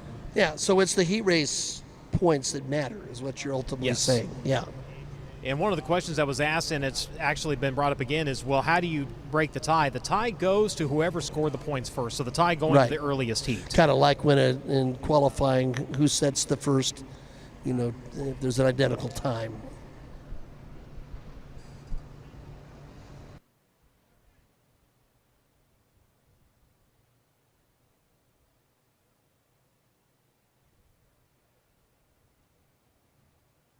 I go back to the very first event, which was a challenge with rain. And one of the things that happened is that Scott Petrie and the O'Connors Reese O'Connor had made a smart decision to put some drains in here, which allowed some of the water to escape. And at one point we realized there was a little bit of a pond developing, I believe, in turns 1 and 2. It was pouring rain, and Levi Jones had to go out there and sort of get that unplugged and save the day. We had to scrap some events, but and we came out with the hot laps after the rain. The grandstands were on this side in those years, and trust me, people got a souvenir free of charge when the midgets came out on that heavy racetrack. So cars making their way out to the Speedway. Heat race number 1 brought to you by Car IQ, 8 times around, and your lineup set to roll to the green like this. Driver on the poles out of Tulsa, Oklahoma, driving the Millennium Tour Contention, Esslinger Boss chassis number 95. It's going to be Chris Andrews lining up next to him. You'll find the driver in 60 coming to you out of Benton, Arkansas. That's going to be Dusty Young in the Simcoe Incorporated Aerodynamo Specialty Stanton Spike chassis entry. Next row from the inside, it will be Brandon Carr. He's out of Sheffield, England, driving the J. Davidson Scrap Metal Speedway Total Link chassis, KKM Corpacajanian number 98. And for the 4th starting spot out of Rising Sun, Maryland, the RMS Racing EnviroFab Valco Wheels number 4, that is Steven Snyder Jr. Zach Dahm out of Pocahontas, Illinois, the Royal Power Sports Stanton Spike, Damonier, row number 16. Going to go for the inside of row number 3. Outside of him, it's Justin Grant. He's out of Ione, California, driving the NOS Energy Drink, PristineAuction.com, Mobile 1, Toyota Racing Development, number 87. Hayden Reinbold inside of row number 4. He's out of Gilbert, Arizona, the AME Electrical Indy Race Parts Stanton Spike, number 19 AZ. And your final starter is his teammate, Mitchell Moles. He's out of Raisin City, driving the AME Electrical Massive Transportation Stanton Spike, number 19. As that'll be your starting lineup again for Car IQ Heat Race number 1. Again, 8 times around. Passing points up for grabs for drivers in each of these heat races. Tie going to the driver who scored the points first. Then you go back to row number 3 with Zach Dahm and Justin Grant. Just a reminder, Zach Dahm, a many-time Power Ride Midget champion, and Justin Grant, a former Bay Cities Racing Association champion. And you nailed it, Brian. The AME Electrical team elected to be in the same heat race. Hayden Reinbold, who's had a really solid year. I mean, in sprint cars, you name it, he's doing well. And Mitchell Bowles as well. You know, and Hayden coming from the midget side of things as well. And the sprint cars, he started to get a lot more speed. Unfortunately, had the wreck out in Ohio on Sunday. And, you know, got up into the car. It took him a minute to really kind of get moving. Safety crews were very careful, took a really good look at him and make sure he was okay, because he took a really, really hard ride. He did indeed. But, you know, it was such a struggle for him early on just to make feature events. But he was swimming in a deep pond and ultimately has really started to make his way. Mitchell Moles, who was really a legend in the micro ranks in California before he moved to the Midwest. Tom looks like he's ready to get him going. Furrowed flag in hand. The caution light's going to go dark. Again, Chris Andrews in Tulsa. Dusty Young out of Arkansas. The 95 and the 60 in row number 1. Brandon Carr. Steven Snyder Jr. row number 2. Zach Dahm, Justin Grant row number 3. Hayden Reinbold, Mitchell Moles in row number 4. The NOS Energy Start Can is the point where the drivers can slam the throttle here at the exit of turn number 4. The 7th running of the BC39 presented by Avante Windows and Doors goes to green in heat race number 1. Field going to race off into turns 1 and 2. And the caution light going to have to come on. We got one coming to a stop. I believe that is Moles. Yeah, so in some sense, no harm, no foul. Was on the outside of the final row anyway. So Mitchell Moles going to get the push and the assist. They'll get him pointed back in the right direction. Rizzy going to get him pointed around, and the rest of the crew are going to come in. Again, you see some of our USAC safety officials down there, when they have to go up on the crash scene, they're the ones in the fire suit. Those are courtesy of K1 Race Gear, proud supporter of the United States Auto Club. Dusty Young on the outside, as Brian mentioned, an Arkansas driver. He has ran 305 sprint cars at the Ditch, West Memphis. I want to say he used to race a mini mod. Yeah, I think you're right about that. Speedway. Yeah. That's actually where I met him many, many years ago. Tracy Clay? Yep. The Tracy Clay's place. The Tracy Clay. The Tracy Clay. Deal going to work around again to the NOS Energy Start Can. We'll try it again. Car IQ Heat Race number 1 going to come back to life. Field off into turns 1 and 2. It's going to be a hard hit on the back straightaway. My, oh my, upside down. That was Zach Dahm. I was about to say it's going to be a great run for Steven Snyder. Instead, it was a wild flip for Zach Dahm under red, and Zach is already up and out of the car. Yeah. Zach has had a remarkable career. Gets out very quickly in that, and that was a series of snap rolls, Brian. There was a lot of action going on in the middle of that racetrack that created all sorts of accordion effects, and you hate to see that in the early going.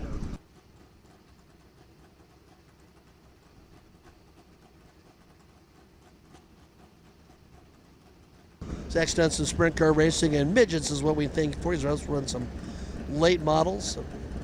Winner a couple years ago on the USAC banner, won the opener at the Belleville High Banks on the short track there at Belleville. It's been a while since we've seen Zach in victory lane with the United States Auto Club. Last year got wins, I believe, with the Extreme Outlaw Series. So they will get him in the side-by-side, and a tough start for the Dammier-owned number 16. Again, Zach Dahm, the one taking that ride. It looks like we got a replay here on the FloRacing broadcast as they work onto the back straightaway. And you said just an absolutely wild series of snap rolls. See if we can cue it back one more time. See the toss of the steering wheel out of the top there as he made contact, looked like with the 98 on the way by.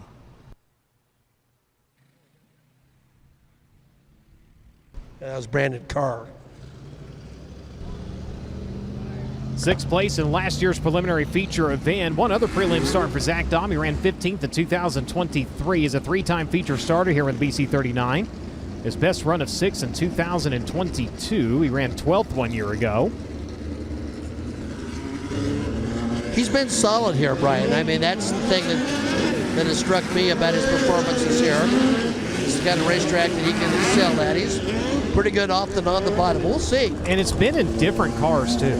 Yes. Oh, yeah. He's a very accomplished guy.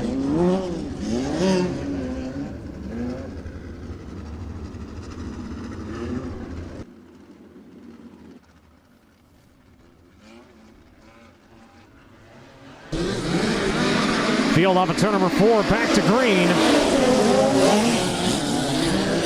Oh, no, we got another one upside down. Steven Snyder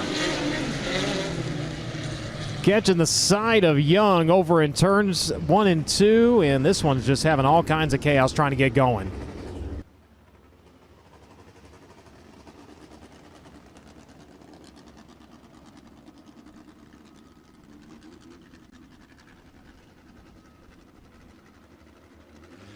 Unfortunately, upside down, fortunately looked like a fairly easy roll for Steven Snyder Jr. as Christy making her way across the infield. We'll see if she can get up and maybe see a little bit of what's going on and report back.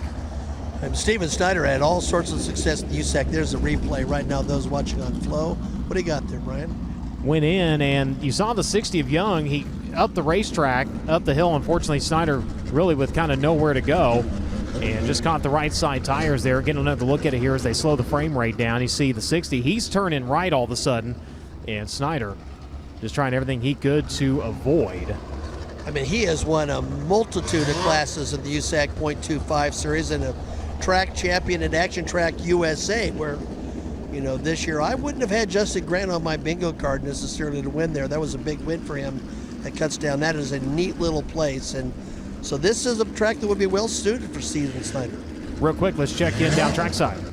Primary damage. Caught it with Zach Dahm after that terrifying tumble on the backstretch. First off, Zach is all right. On the left rear shock, in fact, and the wheel out of tact and off the bead for the tire.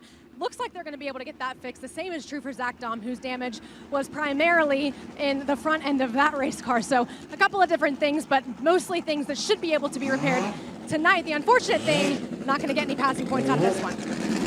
Real quick, down to Drake.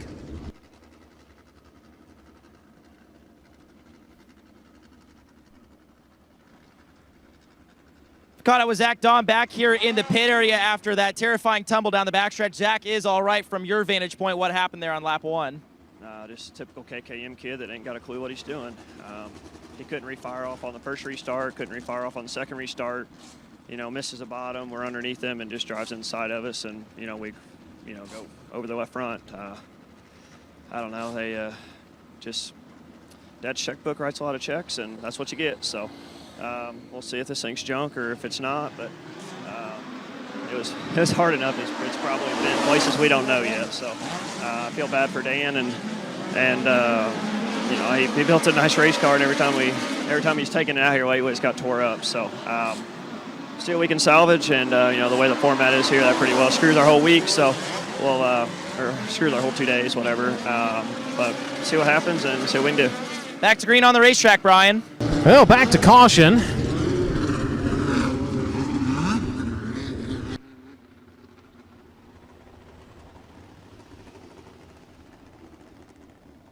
And it is the 98 who has come to a stop over in turns 1 and 2. Brandon Carr, the driver out of the United Kingdom, and then Jay Davis of Scrap Metal Speedway Total Link chassis number 98. He has spent some time over at the Tulsa Shootout in his career as he makes his way over here. Justin Grant, meanwhile, doing exactly what you need to do to put yourself in good position come feature time. Remember we mentioned Car IQ connects to gas pumps, doesn't have the need of a fuel card or a credit card. You might need to connect here. Well, sometimes the head bone's not connected to the foot bone in the proper way. Head bone's connected to the back. Okay, I need to not sing at all, ever. One lap officially completed. Grant in the 87 going to fire it off at the NOS Energy start cam. We're going to go back to green. See if we can get 7 more laps continuously here as they work onto the back straightaway. Grant in the NOS Energy. CB Industries number 87 coming around. Oh, here we go. Never mind. That caution light continues to plague this one. Yeah, we've got a case of yellow fever here. Both cases, it's not good.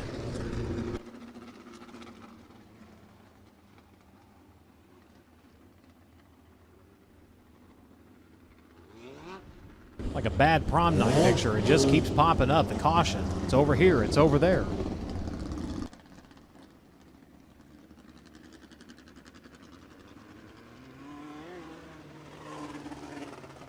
So the Jim and Teresa Miller, number 95, able to refire here. And we'll see if he's able to continue on. He's going to go ahead and goose the throttle a little bit there onto the back straightaway.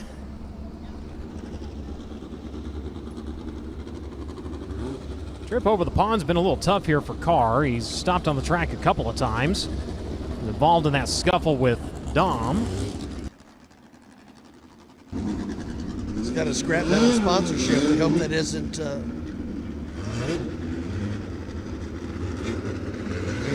foretelling of the future. I wasn't going to go there. I'm an old man, I can't. Back to green.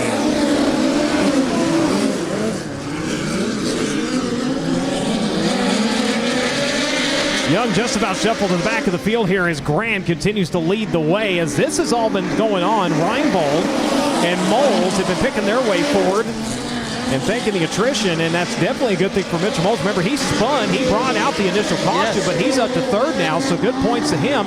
But Justin Grant bent on that deep starting spot, and so far 6th to first here for the NOS Energy number 87 as he works onto the far side of the speedway. AME Electrical Entries running 2nd and 3rd right now, but it's Grant still in command. And doubt there's team orders between 2nd and 3rd. 95, Chris Andrews running in 4th, Brandon Carr running in 5th, Dusty Young outside of the front row. He rounds after field now, and that car turned about as well as a freight train as he has all kinds of tight at both ends of the racetrack. A little bit better line right to the middle of 3 and 4 that time, but she was just walking to the wall that time as they're going to come around to the wave with the white flag. 1 to go here in Car IQ Heat Race number 1.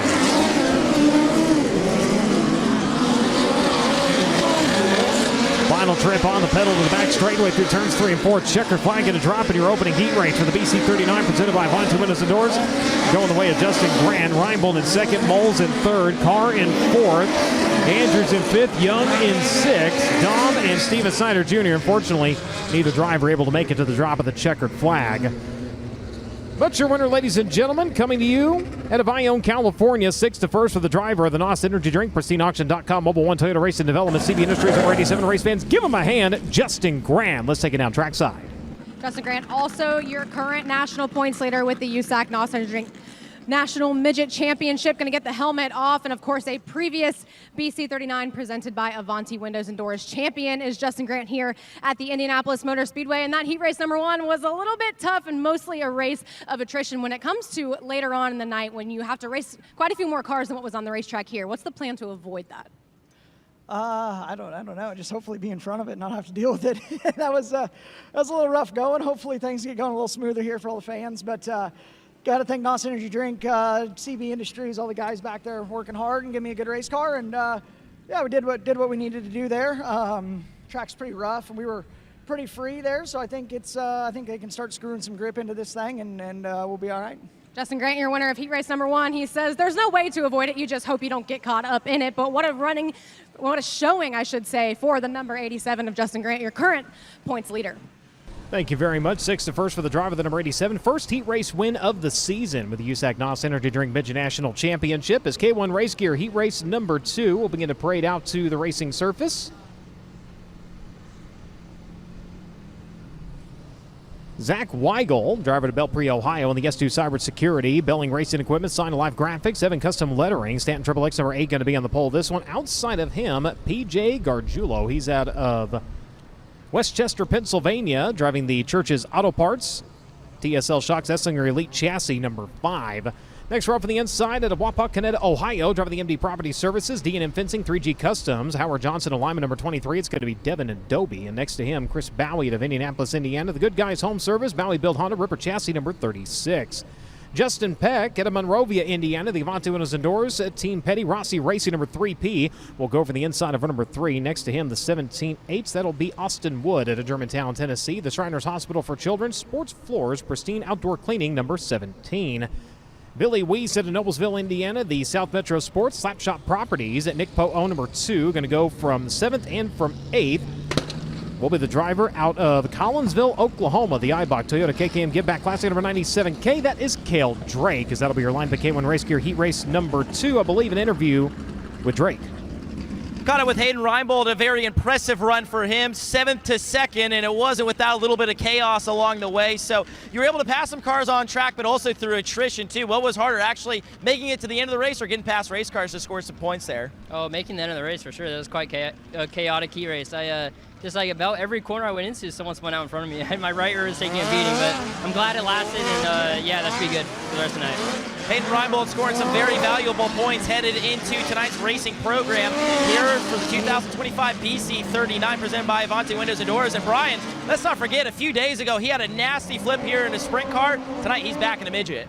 Great to see him back in the midget. I know for a minute it was kind of questionable if they were going to let him back in the race car for the rest of the week. So opportunity here for Cale Drake, who's having such a great year, starting from the back of the pack, with passing points being at hand. Devin Adobe, a guy who has done some Great Lakes Sprint Car Series racing with the wing on top. He's been a 360 winner this year at Waynesfield Speedway.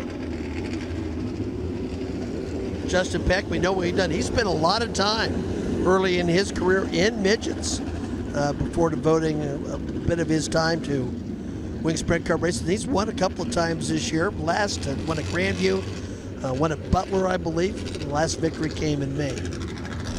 5 wins on the season in 360 and 410 competition. And in fact, fourth driver number 3P is over by the NOS Energy start can. We go to green. He was outstanding at Volusia to start the year. Swept the American Sprint Car Series and the National Tour to start off their season. His last 2 wins in the High Limit Series at Ransomville and Butler, as you were mentioning. As we go to green, it will be Zach Weigel and the Cornell Racing Stables number 8 jumping out to the early advantage. Devin Adobe right now running in second. Speaking of Justin Peck, he's up to third quickly. Battle going on behind him. Gargiulo in the 5. Down to the inside of the 36 of Chris Bowie. Then up the door for the Eibach number 97 to make his way by, trying to get a 2-for-1 deal. He's got it in turns 1 and 2. Yeah, really good move there, picking up some points. We'll see what can happen up front. Battle for the second spot right now. Down to the inside with the pass comes the Avante Windows and Doors Petty Performance Rossi Racing number 3P. Justin Peck up into that second spot. Peck started 5th, up to the runner-up position right now, but Zach Weigel started on the pole. Put himself in a very much a win-it-or-wear-it situation, as Mr. Bobby Gerald would say back in the day. Works on to the far side of the speedway. His advantage was just shy of 9/10 of a second last time by Peck. Mired around the bottom side of the racetrack at both ends right now. Not able to really close in much that time. Yeah, boy, Justin Peck was awfully smooth in that race car. Whatever rust needed to be knocked off, that's been done. He's trying to track down that Cornell number 8. Beautiful car. Well, I thought we were about to have a calamity for the 3rd spot. We see it so many times in midget racing where they go in, they'll stab the brake, they'll actually lock the engine down. As Devin Adobe does have problems over in turns 1 and 2, but it was the 97. I thought the car was coming to a dead stop that time at the exit turn number 4. He keeps it rolling though, as Devin Adobe, that car all of a sudden it's spitting and sputtering here, but the white flag is flown, checker flag is coming out. Zach Weigel, winner. In K1 race gear, heat race number 2. Justin Peck crossing in second, Gail Drake in third, Gargiulo in fourth. Doby, Bowie, Weiss, and Austin Wood unofficially rounding out your field. But your winner, ladies and gentlemen, he comes to you to Belpre, Ohio, the S2 Cybersecurity, Triple X Cornell Racing Stables, Evans Custom Lettering, number 8 race fans. Give him a hand, Zach Weigel. Peck in second, Drake, Gargiulo, Doby, Bowie, Weiss, and Wood. Yeah, Bowie got a little bit of a shove over in turn number 4, and he's pretty clearly none too happy about it. So Zach Weigel picking up the win. Let's check in with him down trackside. Zach Weigel picks up heat race number 2. We don't get to see him as often anymore with the NOS Energy Drink USAC National Midget Championship, but that time there, really, really impressive on the lead of this heat race. How important was it to protect the bottom? Oh, it's everything, man. Track position's everything right now. I just knew if I parked it right in the middle, there was no way nobody was going to drive around me with how the track is right now. But I'm just super thankful for Kurt and Jeff and everybody busting their ass on this thing, and I think we're getting a lot closer to a feature win. Zach Weigel picks up heat race number 2 as a victory for this 7th running of the BC39 presented by Avanti Windows and Doors. Talking about how difficult the track is to pass on right now. Once we get to heats 5, 6, 7, 8, it will change significantly. You know, and that was one of the big things when the drivers are going up and looking at where they wanted to start is, you know, and you think back to Expo, those first kind of 3 or 4 heats, passing comes at a little bit of a premium, but once you kind of get towards that midpoint, things really start to open up.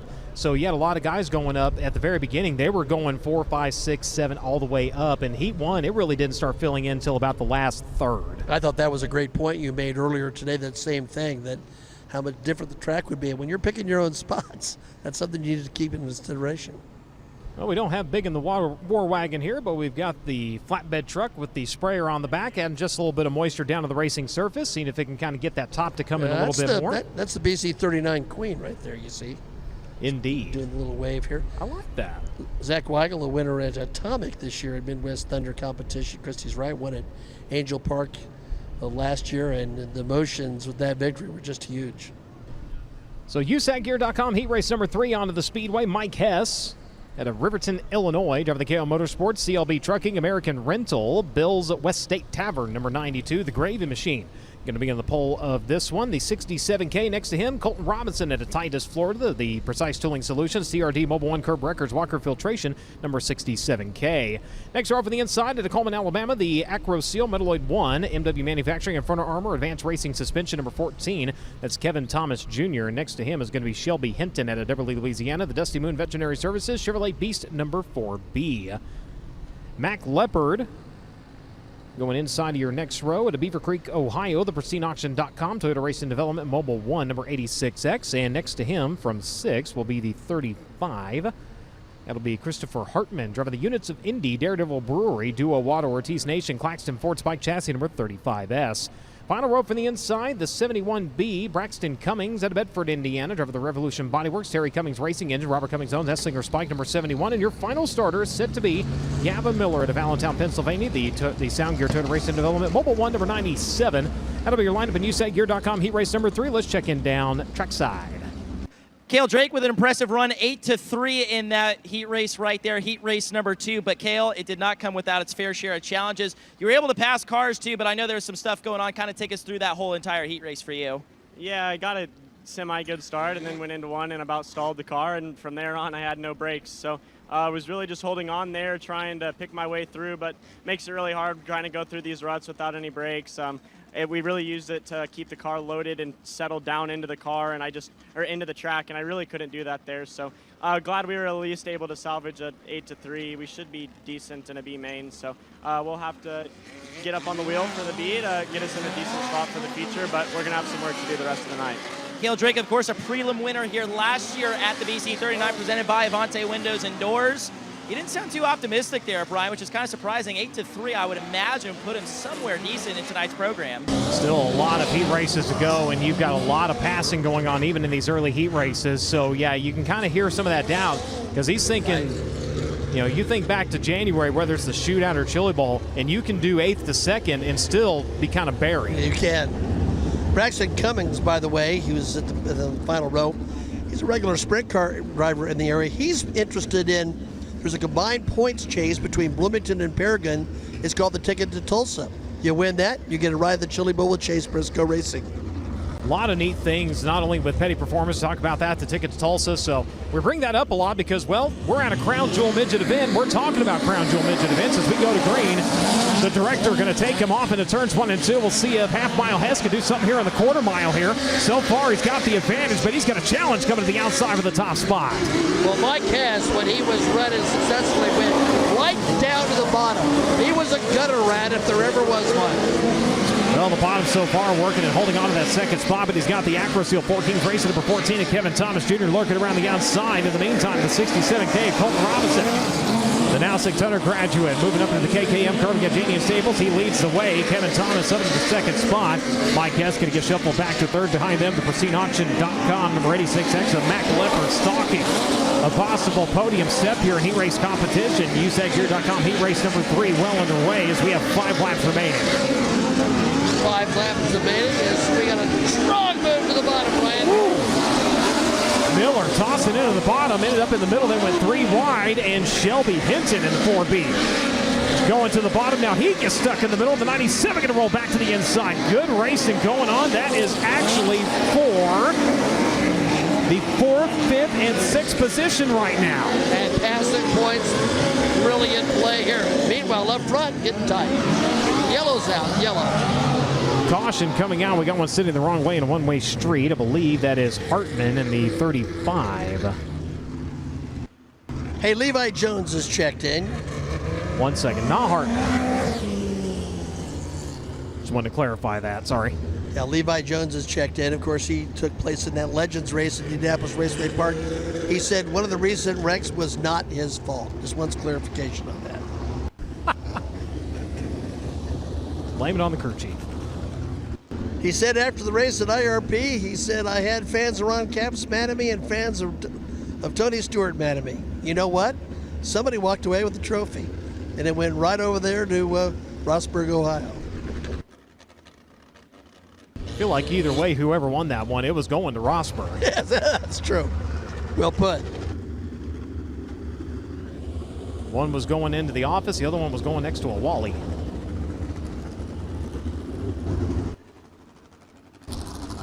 So field set to go back to green. Colton Robinson leads the way. Kevin Thomas Jr., Mike Hess, then Gavin Miller, Mac Leopard, Shelby Hinton, Chris Hartman. It was Braxton Cummings who spun to a stop over at the exit at turn number 2. They bring it around to the NOS Energy start gap. We go back to green. 3-lap dash to the finish here in USACGear.com heat race number 3. Now Kevin Thomas Jr. took a peek underneath now. Tries to make it happen on the outside. Trying to go third to first. The Midway 1-4 Kings race number 14 so far. Not finding an open path here. Tries the inside, the exit at turn number 2. Still nothing happening by the grandstands. He's going to check the high side into 3. Brings it down to the bottom of the exit. Turn number 4. White flag is out. KTJ's there. He's got it. Let's see if he can hold on. Brian gets in front of him, but I don't think this one's over just yet.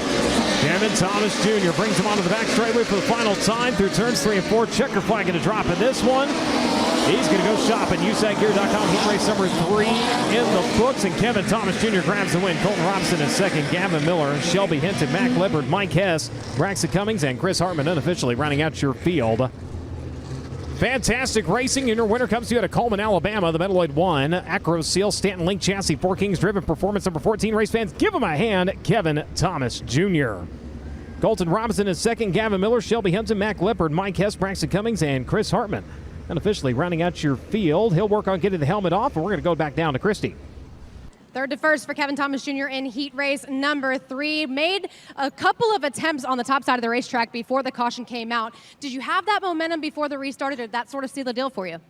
Well, it's kind of starting to come in there, but I was just trying to time it right where I didn't open myself up for missing the next corner or, opening myself up to whoever's behind me. So the track is, I'm wore out.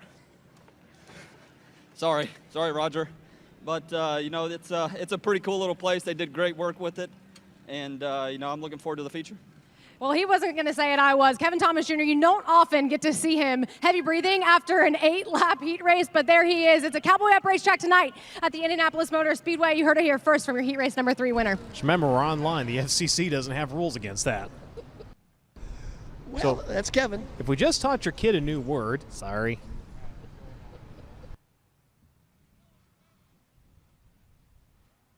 think my mom would say he probably heard worse at daycare. Andrew Smith, who's a great announcer of the Indy Fuel and a race fan, he probably is tuned in tonight. Worked with him at the Indianapolis Motor Speedway for years. A couple of USAC races, he had some interviews with some of our drivers. I won't mention names, but I said, with this guy, you better have your finger on the dump button at all times. In the meantime, Cookout Heat race number 4 going to make its way out. Driving to Zanesville, Indiana, going to be in the pole of this one. Driving the Metalloid 1 Acrosil in front of armor number 14, JB, Jacob Boxill. Next to him, driver 27 out of Kennedale, Texas, the G Hood Construction, Belling Racing Equipment, Valco number 27X. It's Old Snidely Whiplash, Kyle Jones. Next row from the inside, he's out of Coweta, Oklahoma, the Morton Excavating, Smith Titanium 4-piston Racing, and Bulla by Spike number 8M. It's going to be Cade Morton, and next to him in 41, Connor Wolf. He's out of Lafayette, Indiana, driving the RV Doctor, Literal Racing Products, Beard Heating at number 41. Next row from the inside, Cody Weisensell. He's out of Sun Prairie, Wisconsin. The Bill Burlington Motorsports, Fontana, Bulla by Spike, number 20W. And from 6, Dason Pursley.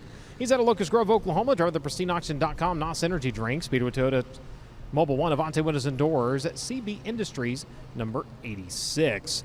Dylan Welch from the inside of your final row at a Carmel, Indiana. The Bell Helmets, OMP, Trusty Media, Woodland Auto Display, PMEM1 Power number 60X. And your final starter is set to be Lance Bennett out of Aurora, Colorado, driving the Simpson Amsoil Schoenfeld, number 91. I'd like to talk a little bit about Lance Bennett, the two-time Rocky Mountain Midget Association champion. A great guy. His father was very much involved in midget racing. His father is a Vietnam veteran who went in helicopters and rescue missions, and let's just suffice it to say, saw some really, really heavy stuff when he was in Vietnam. His son's been racing for a long time, the two-time champions. He races for Cappy Mason. Cappy's been around for many years. Cappy has ALS, and so they have to communicate in some very special ways about what to do with the race car. To me, this is a real interesting team because it's involved with people who have a lot of personal courage. And so Lance, the two-time Rocky Mountains champion, a great organization. Really great to see him here at IMS. Talking about that, there was a sponsor when we were out in Pennsylvania. It was MaDeuceDeuce.org. And, of course, the MaDeuce, if you're a veteran, you know exactly what I'm talking about. But the reason they did Deuce Deuce was the 22. Yep. And the tie to the veterans and dealing with PTSD and all that. So, you know, talking about that reminded me of that sponsor. Oh, yeah, no question. I've talked with Lance's dad. He lost a great friend there. It affected him tremendously. He's powered on, and his son, I know Olivia's wife, they're very proud. Blaze and other also races, but a great story, Lance Bennett. So Jacob Boxill, Kyle Jones, run number 1, Cade Morton, Connor Wolf, run number 2, Cody Weisensell, Dason Pursley, run number 3, Dylan Welch, and Lance Bennett. And run number 4, 8 laps around, more passing points up for grabs. We get after here in a Cookout Heat race number 4. Kyle Jones going to park it right in the middle of 1 and 2, turns it down the racetrack, was trying to go in and cut underneath and look for the lead, but instead he found the 86 with occupation on that lower line. Pursley trying to quickly come up to the field. He's already gone 6th to 2nd in this one. How about that? And hungry for more, we might add. Problems for Kyle Jones, and we saw him slow during dirt draft hot laps as well. And unfortunately, doesn't look like he's going to make it all the way down into the infield. Caution light's going to come on. So, Brian, you've highlighted that run by Dason Pursley, a former national champion. He is so smooth in a race car. And beyond that, how mature is this kid at early ages? Mom was a Big 8 newcomer of the year, rookie of the year in basketball with Kansas State University. She certainly has worked hard with him, as has Clint. My wife heard him talking on one of our broadcasts and says, man, that kid is just very mature and well-spoken, and he can do great things with the race car. Speaking of well-spoken, how about the guy that's running right behind him right now? You think so? Former voice of the United States Auto Club. Let me tell you, Dylan is a former Power Ride Rookie of the Year. He was a Kenyan midget champion. He raced for Mel and Don Kenyon. I had the opportunity to announce his very first win in K cars at Atlanta Speedway in Schererville. He's got his eyes on what's happening at IRP, because let me tell you, he was very good at IRP. And he's been very good at the Chili Bowl when he's come back, particularly given how few times he gets to race, Brian. That's one of the neat things. I kind of look at him and I look at Jonathan Beeson as the guys that only get to run a handful of times a year, but anytime they roll in at Tulsa, they're good. And I can tell you, Dylan, I mean, he just loves this. I mean, the opportunity to get behind the wheel, and he's done such a great job in his broadcasting career following his father, Vince, who's just a prince of a human being. We pull for guys like Dylan in both of his professions. Lining up in that third spot as we come back to Greenfield past the NOS Energy start cam. Nose to tail past that point. Once you get past it, it's game on. Challenge for the race lead. Here down to the inside comes the pristine Oxford number 86. Can he get the run? Pursley up the racetrack to the front straightaway. Got it. He almost had to pedal a little bit there, Brian, as he did it in fits and starts, but got the job done.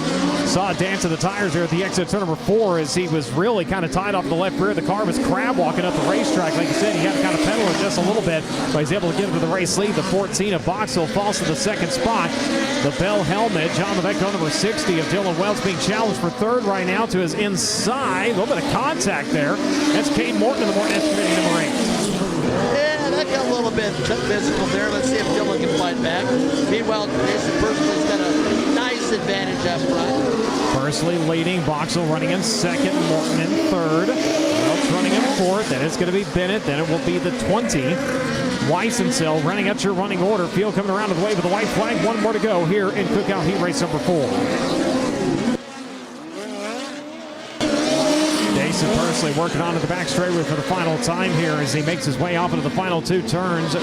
High side of 1 and 2, bottom side of 3 and 4, and the checker flag is going to drop. On the drive of the Locust Grove, Oklahoma, he'll grab the win here in Cookout Heat Race number 4. Jacob Boxhill in second, Cade Morton in third, Dylan Welch in fourth, Lance Bennett, Cody Weissensell, Kyle Jones, and Connor Wolf unofficially rounding out your field.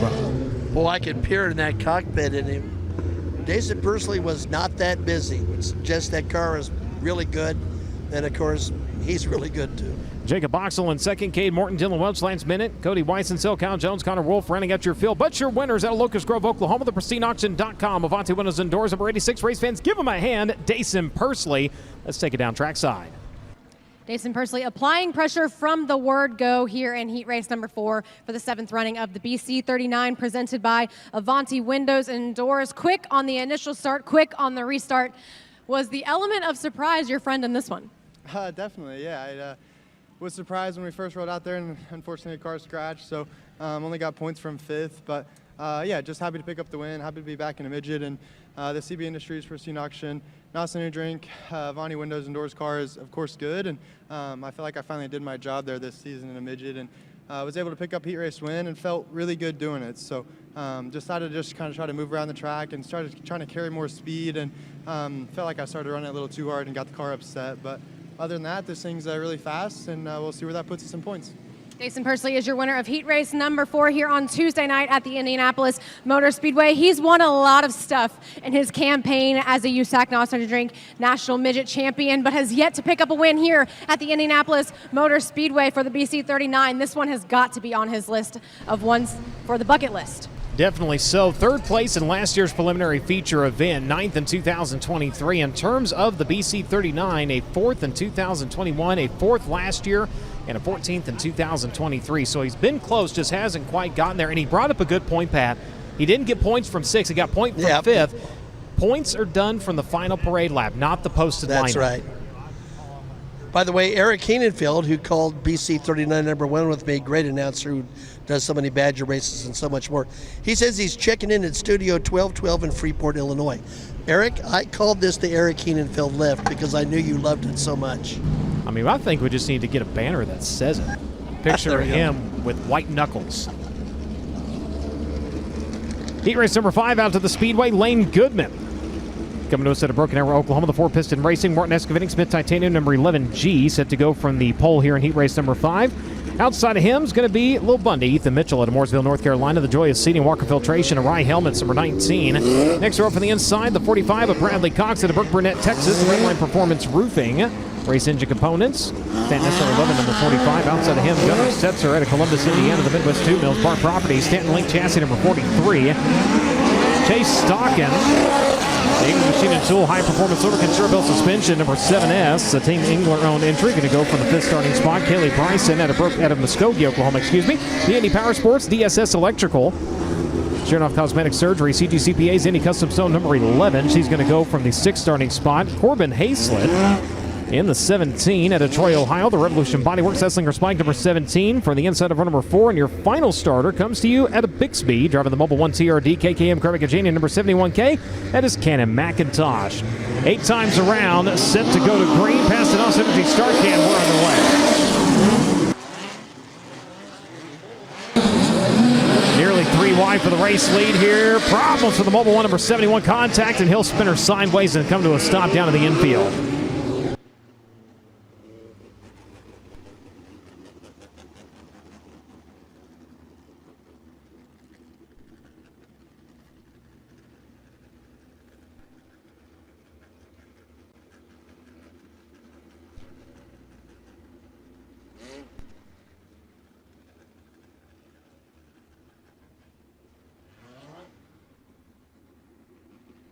Replay here on the FloRacing broadcast, and contact on the left rear of the 7 of Chase Stockton as they worked off the exit of turn number 2.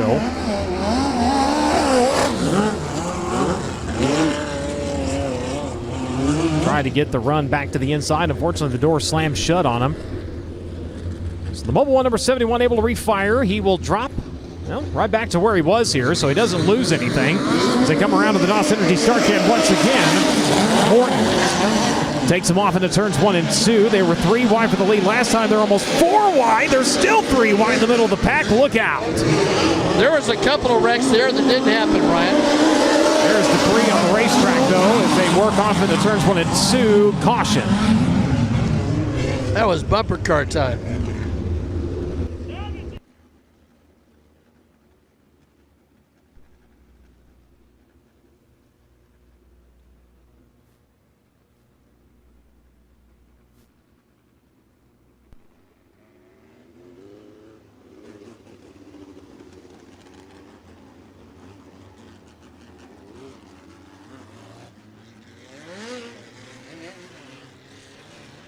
They'll line them up single file here. They will retrieve the part from the racetrack. Somebody's getting fined. Back to green. Of course, the amount of contact that was going on there where they found that piece, it's a wonder that there wasn't a scrapyard down the back straightaway, and that one, not good. Ron and Chrissy Lauer check in. Chrissy, one of the benefactors of the USAC BC39 Ice Cream Social, coming up on the 16th of July. Her father, former racer and ARDC president, has 1,000 midget racing stories, and the funny thing is, about 20 of them are true. The rest of them aren't lies. They've just been embellished a little bit. Yeah, fabricated. Field back to green, down to the inside. Little Bundy going to look for the lead. Goodman into the wall. Wow. He went every direction but upside down on that thing, but man, he made contact with a contour at the bottom side of that car. Is able to roll it down into the infield, and we're going to avoid the caution here. Yes. Cannon McIntosh trying to rebound from that early spin. Remember, he didn't lose anything, and he had everything to gain, and so far he's gained it. He's up to 4th. And we've got that car, and I believe that the steering was broke anyway.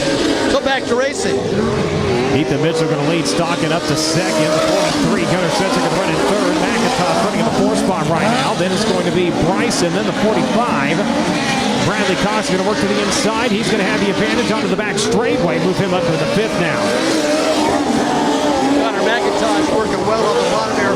Let's see if he can pick up a spot next time between 3 and 4, if not sooner. Kaylee Bryson fight back in the inside on the 45 here, trying to get back into the top 5. Meanwhile, the 71 up across the nose of the 43, given the final step of the podium here. Setzer going to try to fight back to his inside. A little bit too fast sideways and forward. Problems for the 45 who are under caution.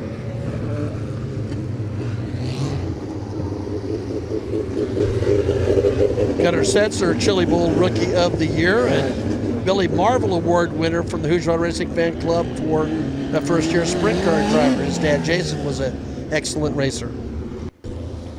Got Rhonda, Miss Shirley checking in here. Of course, Shirley Roberts. If you've ever ordered a Chili Bowl ticket, I've said it before, you talked to Shirley. Oh, Big O checking in.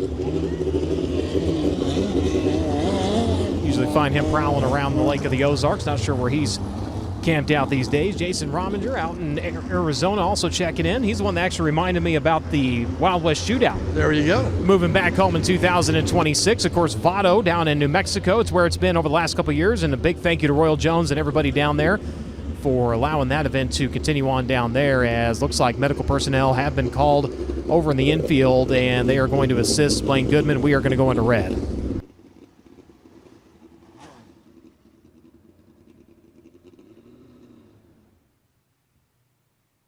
So Lane had rolled down to the infield, looked like everything was okay. We're able to stay green, but now looks like not the case, as medical crews are assisting right now, waiting for word on the condition of the driver. Yeah, it has all that adrenaline going. Sometimes you don't know initially, but we saw some people running, and they're right on it.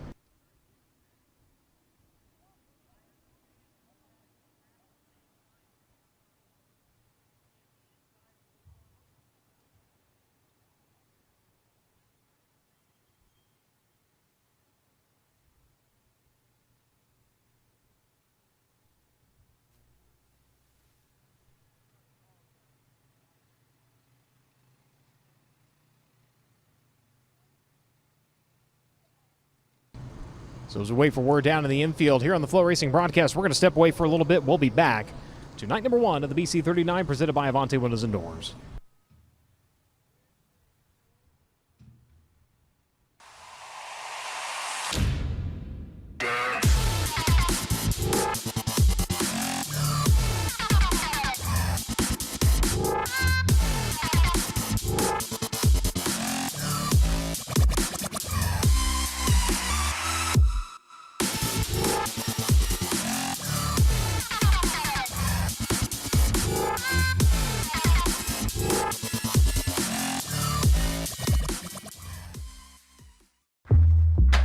Whatever you drive, however you drive. AMSOIL specially engineers lubricants to maximize power, performance, and protection in your vehicles, so you can work hard and play hard with confidence.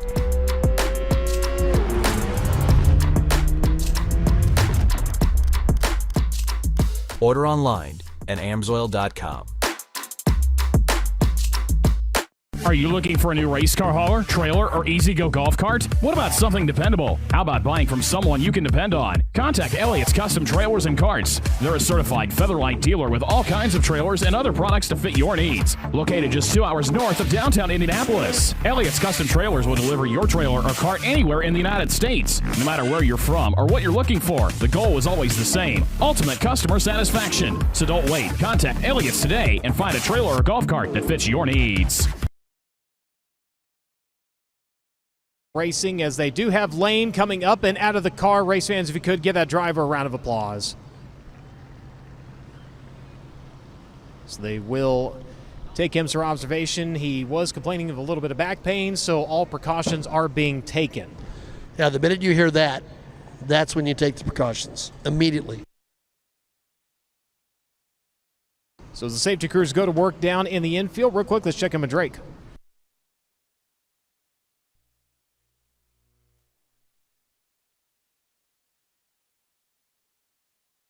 Oh, hang on, never mind.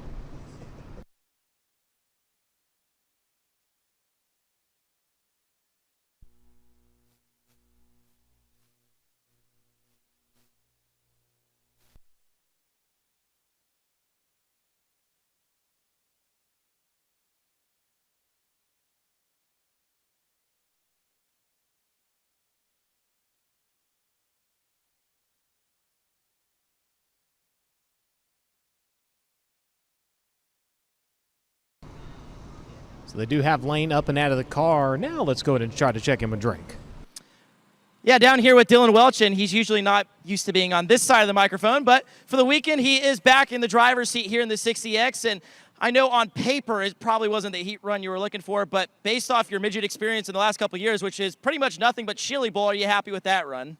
Yeah, I think so. I wish I wish I hadn't given that spot away there at the end, but car felt pretty good. I feel, pretty comfortable. I felt comfortable in this car both times I've run it. So probably have to come from a B, but those extra laps sometimes help me anyways. So feel good about it. Glad to be here. Appreciate everybody at the racetrack. Doug and Jerry Petty at Avani Windows and Doors for helping keep this race alive. And just like I said, happy to be here.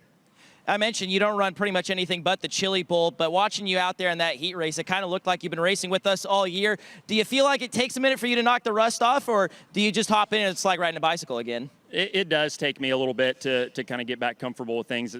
The problem I found the last few times I've been in a car, which I guess is maybe a good problem, is I feel like I try to drive it too hard, and then I'm sloppy. So I gotta rein it in every now and then. But felt feel good, feel like I'm in control. Don't feel like the car is driving me, and I'm comfortable and I'm confident. So just the more laps I get every night, that always helps, obviously. So I'm sure we got a few more coming our way tonight. Dylan Welch was 11th here back in 2019, and as I said, even though he doesn't race that much anymore, he still knows his way around the dirt track at Indianapolis Motor Speedway. Indeed, thank you very much as we wait for things to wrap up down in the infield.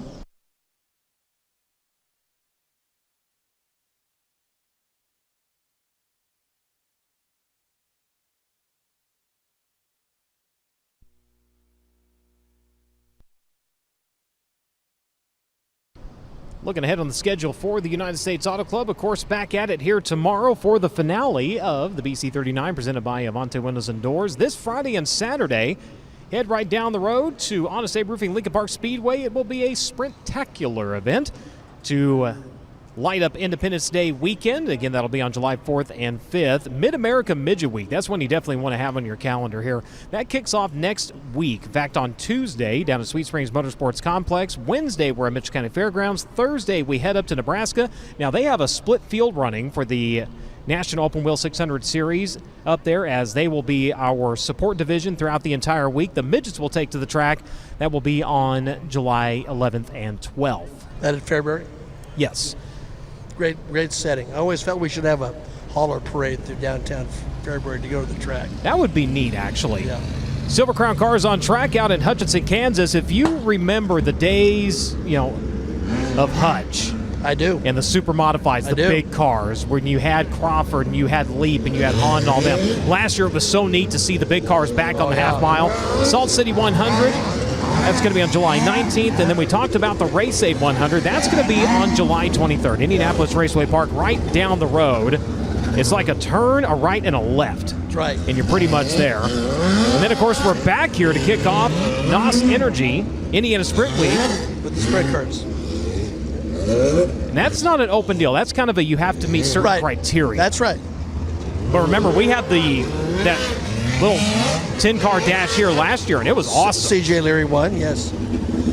Back to Hutch. I was there when Harold Leap won his 4th. I mean, people don't understand how big that race was. It was once called the Grand Nationals, and when NASCAR was called the Grand National Series, they actually gave a cease and desist order to Hutch, which was sort of silly, but a great race. Tommy Yestis, so you'll see. Yep. Lincoln Park, he certainly ran and won at Hutch, so big deal. When it became a sprint car event, I believe. Right, you did. So field back to green. We got one hipping and hopping over in turns 1 and 2. Gets it back underneath them. That was the 7 of Chase Stockin coming around to the wave of the white flag here as Little Bunny leads McIntosh. Restart paying dividends. He's up to second. The 7 trying to hold on to third. Right now, Gunnar Setzer fighting on the outside. Tooth and nail this time of the final 2 turns. Checker flag and a drop in this one. Drag race down to the win. It will be Ethan Mitchell in 19. That was Harry all the way to the end. Ethan Mitchell grabs the win. Cannon McIntosh, Gunnar Setzer, Chase Stockin, Caleb Bryson, Corbin Hazlett, Bradley Cox, and Lane Goodman unofficially rounding out your field. But your winner, ladies and gentlemen, he comes to you out of Mooresville, North Carolina. Drove the Joyous Seating, Buddy Built Honda, Spike Chassis, Arai Helmets, Walker Filtration, number 19M. Race fans, give him a hand, Ethan Mitchell. You're going to make their way back into the pits. Let's take it down trackside.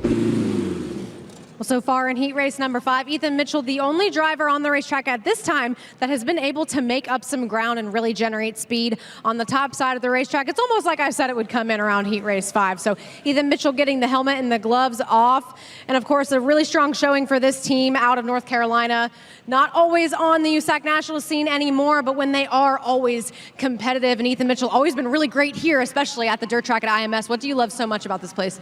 You know, I don't know what it is really, but something about this place and I just get along pretty good. So I'm not complaining. It's a good thing to be on the good side of this place. You know, it can treat you either way, and track's definitely got some character in it, so it makes it a little interesting. Not the smoothest last couple laps for me there, but we held on to get the win, so about all we could do. That's Ethan Mitchell. He's +1, second to first here in heat race number 5. 7th place run in last year's preliminary feature event. Prior to that, an 8th in 2023, a 3-time starter in the BC39. Last year a little rough, ended up with a 22nd place finish. So looking to bounce back from that. Heat race number 6 set to make its way out to the racing surface. Cars will begin to parade out, and the driver that has chosen the pole is out of Mesa, Arizona. Driver of the CBC Steel Buildings, Arizona Luxury Garage, 7 Development, MB2 Industries, JPU Racing number 26. That'll be Corbin Ruschenberg lining up next to him. It'll be Cooper Miller out of Graham, Texas, the Ferguson Superstore, Velocita, Panther City Resources, Esslinger Spike number 8J. Next row from the inside, Briggs Danner. He comes to you out of Allentown, Pennsylvania. Driver of the great company, McDermott Plumbing. Speedway Toyota Spike Chassis, Chase McDermott, O number 40X. And outside of him, Drake Edwards out of Peoria, Arizona. The Avante Windows and Doors, PristineAuction.com, Petty Performance, CB Industries, number 83. Chase McDermott, the McDermott Plumbing, Speedway Link Chassis, number 40. He'll go for the inside of your next row. Next to him, the C71. Carter Ginsrud, he's out of River Falls, Wisconsin. Driver of the Steel Brothers Real Estate. Spike Chassis number C71. Team S, Thomas Mesral out of San Jose, California. The Angle Machine and Tool. Team STV, EA Stealth Spike. High Performance Lubricants number 7X from the inside of row number 4. Next to him, it'll be Jeffrey Abbey out of Rome, Texas. Driving the Panther City Resources Esslinger Spike. Jeffrey Abbey owned number 8K. Final starter set to be Kyle Cummins out of Princeton, Indiana. The Ohsweken Speedway. Avante Windows and Doors, EA Stealth Spike number 3G.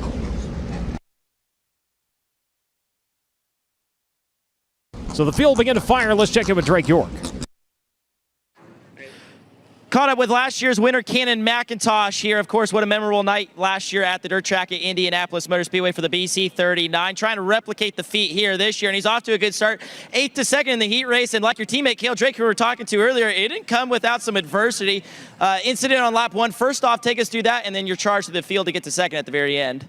Yeah, we got a really good jump there on the start. Just unfortunately, I think someone came across our nose there. Just kind of, I think, just hopped up over their left front and spun around. But yeah, I was able to rebound really well and just kind of go where they weren't and just make it happen. And yeah, I think one more lap we probably could have won the thing, but just a good rebound and I'd say a good effort to get us back to 2nd. But hats off to this KKM crew, Toyota Mobile, and everyone that makes this happen.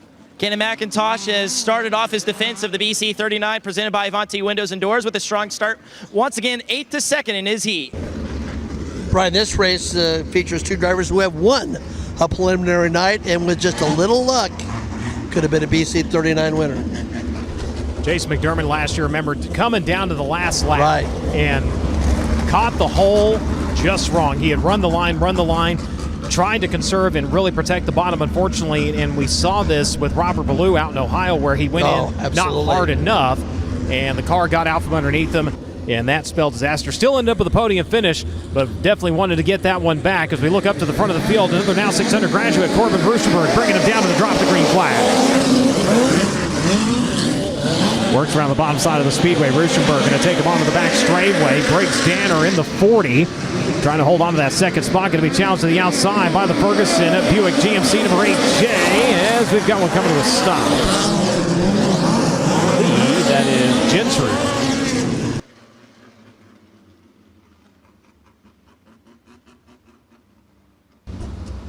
River Falls, Wisconsin driver facing the wrong way over in turns 3 and 4.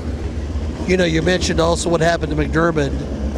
I mean, T-Mez was so fast, but unfortunately so was Justin Grant, his teammate. At that particular time, it just, poor T-Mez almost won the thing, then took the top off his apparel trailer, you know, leaving the speedway that night. And Dave Eastham, the group, all pitched in to fix that. But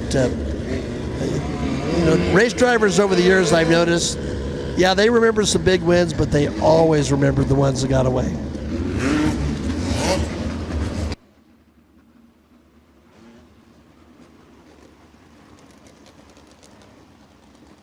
So single file past the NOS Energy start can. Again, they want them to be in each other's tire tracks as much as possible.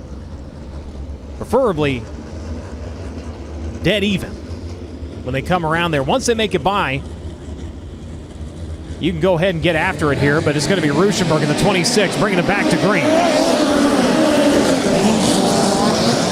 And restarting that second spot. Trying to the outside, went the 8. Cooper Miller restarted in the third. The high side going to bite him a little bit. He falls back to fourth. Now he's got T-Mez coming after him. Riding the high side, and the EA Stealth number 7. He's up into the fourth position. Look out, we got one coming to a stop. That is the 8J, Cooper Miller.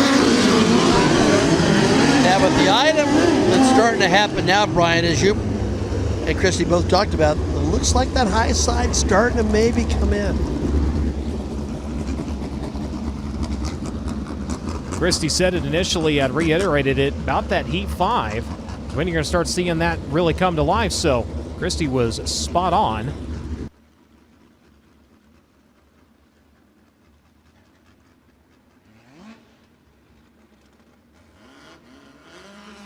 If you're in the grandstands and you're having a little trouble hearing what's going on when the green flag drops, you can always hear everything when you bring your racing electronics scanner. 454.5000, you can hear all the Flow audio, the Flow broadcast audio at every USAC national event, Sprint Car, Silver Crown, or Midget.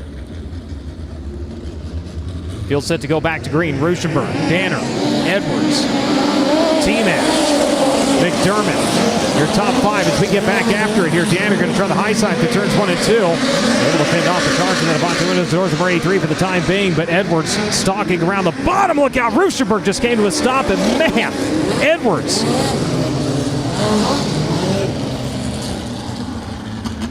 Nearly nowhere to go at the last second, shot the car right, and T-Mez had already had a run. What a save by Meserol, as he had every opportunity to climb the fence and somehow keeps it upright.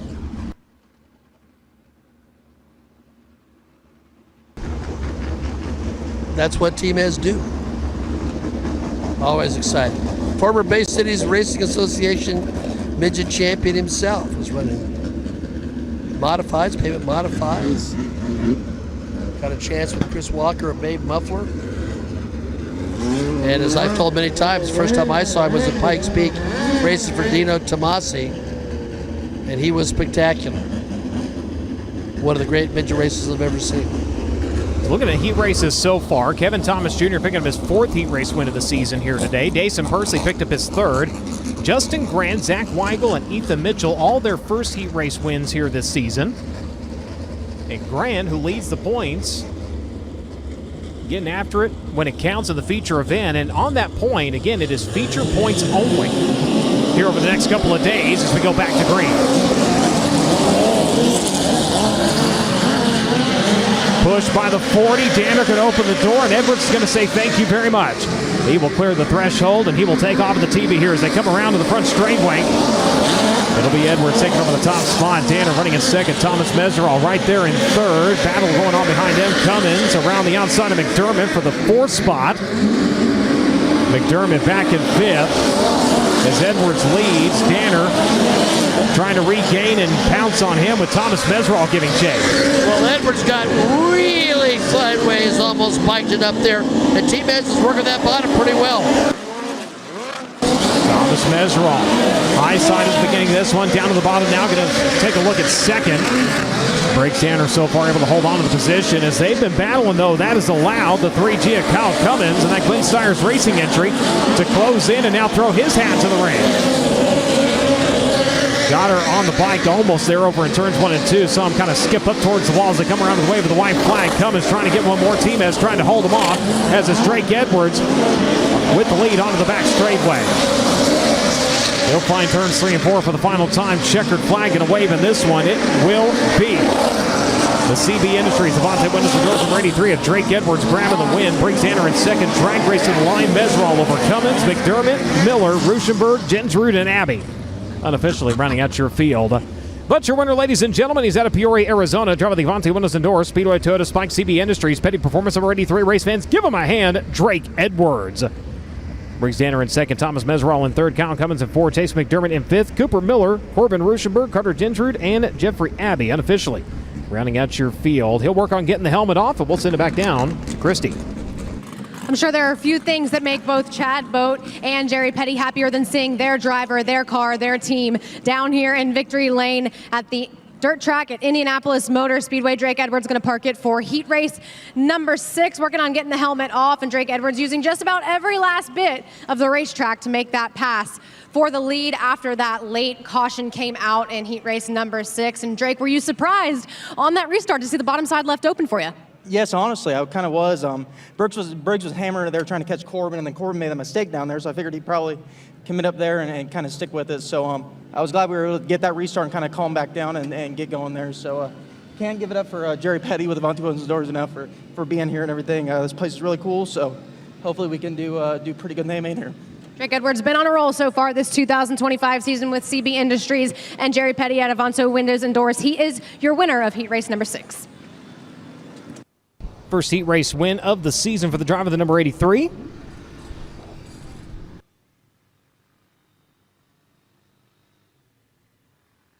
Then there was 2. Down to the final 2 heat races of the evening here. Heat race number 7, the driver to Galloway, Ohio on the pole, the JBL Audio TRD Bubble 1, number 67, to Jacob Denny. Next to him is going to be Trevor Klein. Klein coming to us out of Mooresville, North Carolina, driver of the Bellwood Auto Body. GCR Fabrication DC Machine number 55. Cale Coons out of Greencastle, Indiana, the Curb Records. Impact Shores Chassis, Stanton SR11X number 63, going to go from 3rd, from 4th, the 91. Chris Shield out of Aurora, Colorado, the Simpson Amsoil Schoenfeld, West Evans number 91S. Ricky Thornton Jr. inside of your next row at Chandler, Arizona, the Mesquite Valley Transportation, AME Electrical, Stanton Spike, Reinbold Unwood Motorsports number 19R, with Rylan Gray lining up next to him. Gray coming to us from down the road in Greenfield, Indiana, the AceCorp.com. Kaiser Wills, Gray Auto, Stanton Link Chassis, Gray Brothers Racing number 81G. Final starter from the inside, Ford Kistard out of Hershey, Pennsylvania, driving the Prancing Horse Farm Racing, Crown Plaza of Harrisburg, number 21. And your final starter in 17 is set to be Cole Parker, Kansas City, Indiana, the Terry Cummings Racing and Esslinger Spike, number 17K. That'll be your scheduled lineup again. Heat race winners plus the next 8 highest of passing points. You can just join us on the FloRacing broadcast or in the grandstands. They're the ones that move on to the feature event. They are lined up by their passing point total straight up. And again, we mentioned Chris Shield, a 2-time Rocky Mountain Association Midget Association champion. I want to give it a shout out to Christy Roush, who I think might be tuned in back in Colorado. Keith Roush, one of the all-time greats, Hall of Famers. That's on the way for him. He's a High Banks Hall of Famer. We'll keep an eye on Chris, who retired a few years ago, but still has the buck. Let's check in down track side. Briggs Danner really needed that heat race win there, just ultimately fell a spot or 2 short there, Briggs. What were you missing there at the very end to secure that all-important heat race win? Yeah, just a little bit of experience, I guess. Had to knock the rust off in warm-ups with driving a midget, and it was rough, so just got to be a little bit smoother, work the brake pad a little bit better, and I felt like we were really good. I just think that Edwards was better, and that's just the way it played out. So, green flag on the racetrack, Brian. Thank you very much. As we get after it here in heat race number 7, we'll see has the advantage of the back straightaway. JBL Audio cranking it up to 10 there on the inside line, but the cord's going to get cut. We got 2 of them coming to a stop. Ricky Thornton in the 19 and Rylan Gray in the 81. Drivers that started in row number 3 getting crossed up over at the exit of turn number 2. Rylan Gray a couple of years ago and won a secondary feature at Lincoln Park. We got a replay, I believe. Here down to Studio 56, going to cue it up here as they work off into turns 1 and 2. What'd you see, Brian? Have to look at it again here. They're going to slow down just a little bit. And see Thornton going in on the inside. He gets up. first I thought maybe he made contact with the left side of Cale Coons, but it looks like Thornton maybe just getting her a little loose on the bottom side. Everybody getting jumbled up there. See if we can get one more look at it. Looked like 4 cars going where 3 cars could only fit. Pretty much. Oh, there it is. Contact from the 91. He said everybody trying to squeeze into the bottom side, having to kind of look a little further back in that.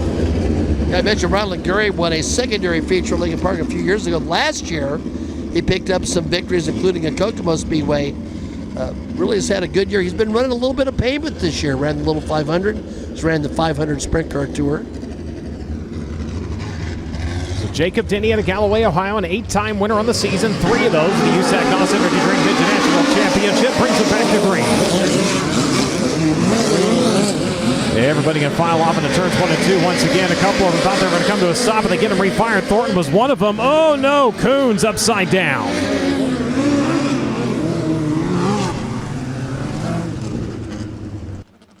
Well, that's racing. High as the Fives Saturday night at Lincoln Park, and now upside down. This will be interesting to watch this one as well, Brian. Cale Coons, the driver, going for a ride. He is already up and out of the car. Race fans, give him a hand.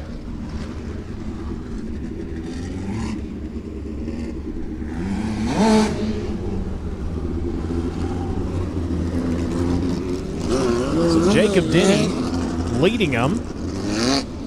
As another driver got involved down there, coming in late. That was Cole Parker trying to get it woed up, ended up kicking the car sideways. Yeah, he's done a little bit of everything. He's ran modifieds, was in a sprint car, wing sprint car at Bloomington last Friday, but had some motor problems. Here's the replay on FloRacing. Went in and hot on the bottom and looked like made contact with Klein's number 55. They'll run that back, slow down the frame rate here. And that's exactly what happened. Right meets left, and unfortunately, physics takes over. You know, talking about Jacob Denny, I remember I saw him at the Chili Bowl. I believe he was racing for Scott Petrie.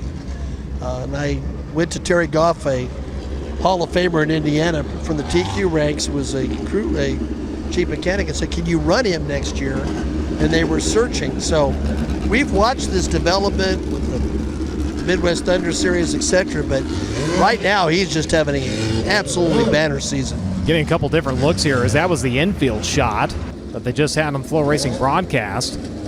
And that really shows you going in just a little too hot on the inside. And top of the car completely missed the track on the first round. It did. Yeah. And I believe trackside Christie with a report. So just got to look over the 63 of Cale Coons, who did just go for that tip over here in turn number 3 at the dirt track at IMS. Most of the damage there on the drag link, which is only a little bit important for finishing the remainder of this heat race. Fortunately, here at the dirt track at IMS, not carrying a ton of speed are the midgets, so most of the damage on most of the cars that you're seeing will be repairable by the end of the night. Again, the bad news is they're not going to pick up any passing points if they're sitting in the pits. Yeah, right now he is C feature bound, unfortunately. Remember, you got to be either a heat race winner or inside that top 8 in points to move on directly into the feature event. Beyond that, it is twin semi-feature events. After that, it is the C main. Remember, heat race passing points, that does play into tomorrow's qualifier lineups. Yeah, that's right. And you've made that point several times. That makes these doubly important. The field back to green. We'll see if we can crank the dial back up to 10 here on the JBL Audio number 67 so far. The tubes are hot, and he is rolling on the back straightaway over into turns 3 and 4, trying to come around the lead line. And one car did get just a tip tight. Klein trying to take a look to the inside. Nothing happening for him, though. The 91 and Chris Shield. Problems over turns 1 and 2. Car just about came to a dead stop. That opens the door for Ricky Thornton Jr. to rebound here. Remember, Thornton involved in that early caution. In fact, the driver he was involved with just went by him. Rylan Gray in the 81 by Ricky Thornton. Thornton back to his inside. Battle for third onto the far side of the speedway. Jacob Denny, in the meantime, shows the way. Battle for third continues to be awesome. Rylan Gray to the inside, slides her up the racetrack. Ricky Thornton going to diamond it off of the top and try for the bottom here. Nearly gets in the left side tires of Gray. Kicks the car a little sideways, gets it back underneath him. The AME Electrical Machine on the transportation of the 19. Trucking back down to the bottom side. Problems for Klein at 55. He just went up and slapped the wall. You'd have thought it owed him money. But he brings it back under control, and looks like no damage on the right side as far as we can tell for the time being. But in the meantime, Ricky Thornton Jr. has retaken that third spot. Rylan Gray running in fourth. Shield Connor Parker rounding out your field. Ricky Thornton Jr. did not come here just to run some celebratory laps. He's racing hard. Having a fight for the back again after that early race caution. Coming around to the way with the white flag, Jacob Denny is gone in this one. In fact, he's coming up on the back of the field looking at lap traffic potentially here on the closing lap as they work their turns 3 and 4 for the final time. Checkered flag going to drop on the KKM curve. Got Jenny Amount and Jacob Denny grabbing the win. Here in heat race number 7, Trevor Klein in second, Ricky Thornton Jr. in third, Rylan Gray, Chris Shield battle it out on the final lap. The 91S going to edge out the 81G. Gray in fifth, Parker, the 21K and the 63, and officially running out your field. But your winner, ladies and gentlemen, he comes to you to Galloway, Ohio, driving the JBL Audio TRD Mobile 1 Toyota KKM Carbon Jane number 67. Race fans, give him a hand, Jacob Denny. Klein, Thornton, Shield, Gray, your top 5 in that one. He's down in victory lane. Let's take it down to Christy. That was the most dominating performance we've seen yet this evening at the dirt track at IMS for Jacob Denny in heat race number 7. As the track continues to change, the more laps we put on it. Started on the pole, finished in victory lane for Jacob Denny on that one, which once again, we'll touch back on those passing points. Ever so important to not lose a single position while you're on the racetrack, which is why it's really important to win when you start on the pole. What was the plan for that one going into it? Just go as hard as you can. I was really stressing there before the race. I didn't know where to run. Then Caleb told me to run the top, so I was like, all right. So I ran about as hard as I could for 8 laps there. I'm kind of out of breath. It's pretty choppy, and I had like 2 big moments. So this car's really fast, though. I just got to calm down a little bit, and we'll be good. Jacob Denny, he's going to be a contender tonight when we get to that preliminary feature event here at the dirt track at IMS. He is your winner of heat race number 7. It's calmed down a little bit, he says. Not calming down, got him to victory lane.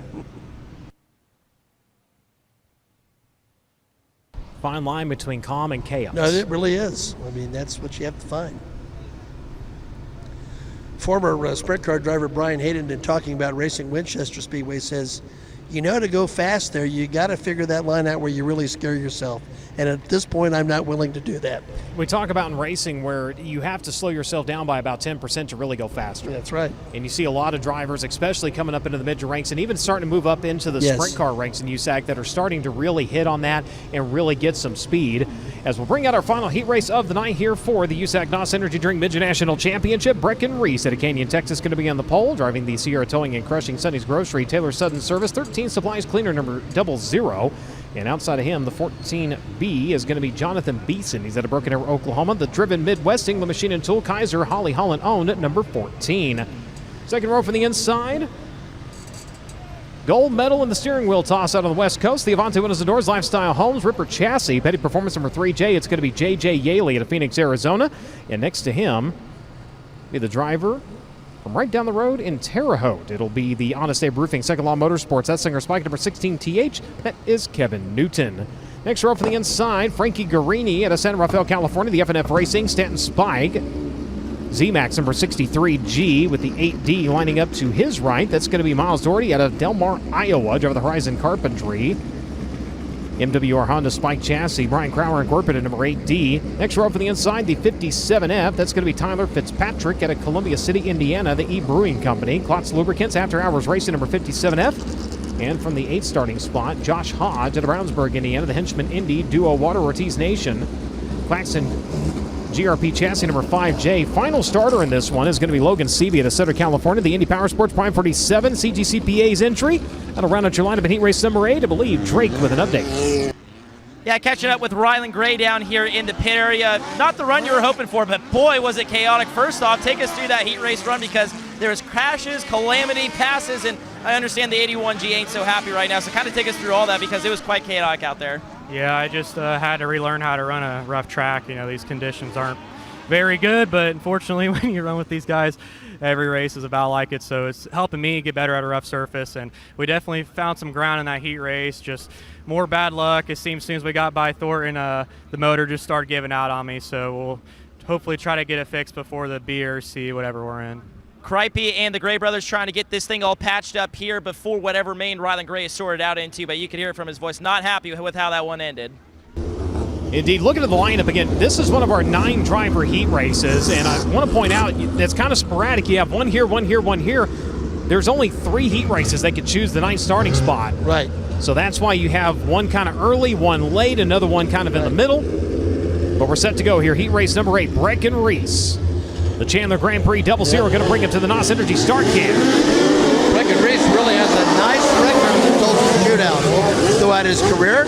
Opportunity here to really shine. Boy, 3 wide with the second spot. Newton to the middle on the outside, though. Here comes Jonathan Beeson, trying to make it Beeson season here in Indiana. Nearly threads the needle for the top spot. Here comes Jonathan in the Driven Midwest number 14. Challenge down to the inside of the 3 of J.J. Yaley, though. Jonathan Beeson reached up and found the 17-year-old version of himself when he made that move. Boy, he looked to the middle and thought he's going to have something. Now goes to the outside as they work through turns 1 and 2. Smooth line. Now he's going to try to pick off 1, maybe get 2. Looks to the middle. Does he have it? They're nearly 3 wide for the race lead. Yaley's going to take advantage. Leave onto into the doors number 3. Hey, Jonathan's got a good car, however. He's just going to be patient. That might be the break he needs. Oh, J.J. Yaley goes in, stabs the brake, and unfortunately brings all 4 cylinders to a stop.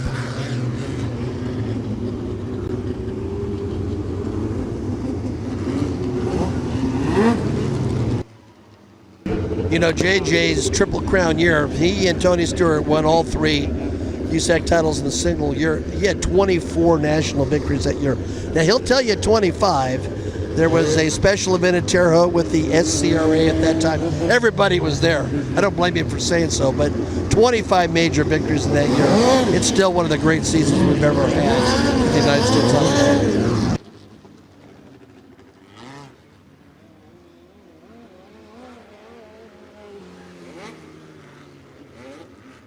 Now, I'm anxious to see what Jonathan Beeson's going to do. He threaded the needle right underneath the flag stand here, and that got all of us up on our feet.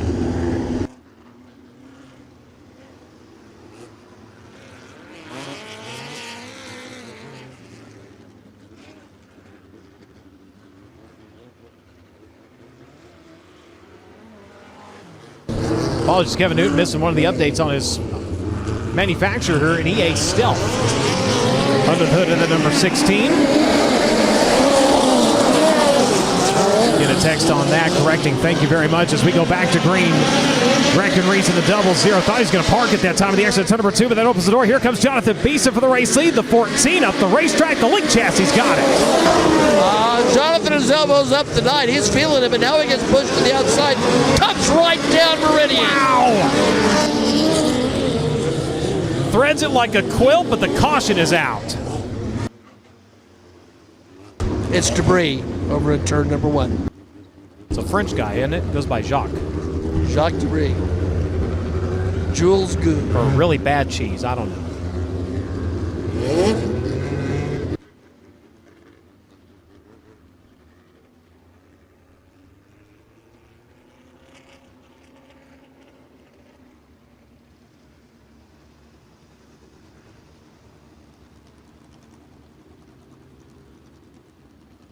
What's got into our boy Jonathan there? Your fellow Sooner is really going after it. He's feisty. Feisty, that is the word. A feisty Beeson is a fun Beeson. In the business of selling chainsaws, and he's cutting through them here.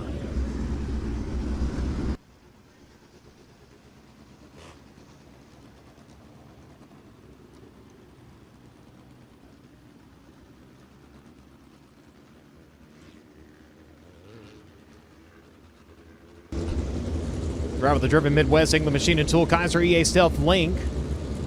Number 14B, Holly Holland, the car owner on that machine. Father Harley, a very accomplished racer around Oklahoma. She and Shannon McQueen have worked together quite a bit. Shannon, a USAC Western States midget champion in her long and illustrious career. So Breckenridge's going to line up in that second spot. The Chandler Grand Prix, Sierra Towing and Crushing, 13 Supplies Cleaners, Checker Flag Trucking, tops up here by Quality Threads 00. Kevin Newton going to restart in third. Logan Seavey. Indy Fuel, Indy Power Sports, Prime 47. Indy Custom Stone Abacus, race number 57. From 9th, up into 4th, Yaley. Remember, he came to a stop here a couple laps ago when he was running second. He's back into the top 5 as we get ready to go back to green. 4 in, 4 to go. Back to green.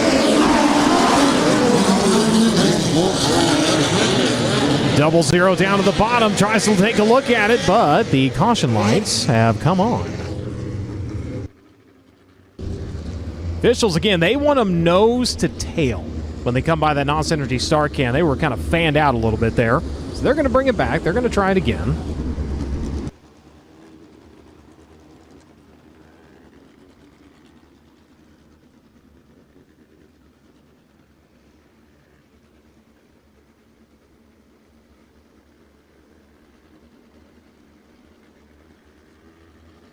Looks like Newton going to get sit back one here for the restart. Seavey up into third. Better looking start this time as we get back after it. Here comes the 0 up the racetrack, trying to get the race lead. It's going to be Beeson on the outside, finding some grip and holding on to it. Beeson holds on to the race lead. The 0 Breckenridge still right there with Seavey stalking in that third spot. Here comes Yaley up in the fourth. Gets by the Honest Abe Roofing number 16 as the battle for the race lead on once again. The Sonny's Grocery not able to bag that one here on the back straightaway. It's still Beeson showing the way. The Chandler Grand Prix 0 not done. Drives it deep into the bottom side of turns 1 and 2, but Beeson starting to get a rhythm on the outside. He's going to come around this time for the white flag flying here in heat race number 8. So Beeson able to get a little bit of breathing room here. As I say that, something just went awry on the 14. You can hear it down the front straightaway. It sounded all kinds of wrong, and 4 Cylinders is going to give up, and he's going to come to a stop over in turn number 2. Right as he went past the flag stand, it made a horrendous noise. Yep, you heard it.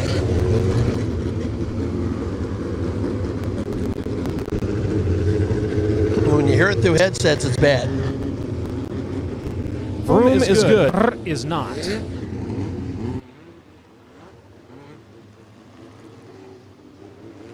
I don't think it was the rev limiter. That was way too deep of a thud. So that is going to put the 0 Breckenridge back in the race lead. Seavey in second, and Yaley going to saw the wheel from third. The green, the white, the one-lap shootout. Yeah, thus far mission accomplished for Logan Seavey. Seavey with the run onto the back straightaway. Can he do anything through the final 2 turns? Reese protects the bottom, brings it up the racetrack. Seavey not close enough to make anything happen. Checker flag going to drop on this one. Breckenridge going to grab the heat race win. Logan Seavey, J.J. Yaley, Kevin Newton, Jonathan Beeson, unfortunately going to have to settle for an 8th place finish in this one after a valiant run to the front of the field. Miles Doherty can run at your top 5. Hodge, then Fitzpatrick in 7th. Greeny, mechanical problems at the start. He ended up dropping out early. He will be scored 9th unofficially. But your winner in that one, the driver to Canyon, Texas, over the Sierra Towing and Crushing, Sonny's Grocery, Speedway Toyota, Bullabye Spike, tops up here, but quality thread, sure built suspension, 0 race fans, give him a hand, Breckenridge. Logan Seavey in second, J.J. Yaley in third, Kevin Newton in fourth, Miles Doherty your top 5, Hodge, Fitzpatrick, Beeson, and Guarini. Unofficially rounding out your field. Is that to bring heat races to a close here with the USAC NOS Energy Drink Midget National Championship? Where we're going to check in with our winner down trackside.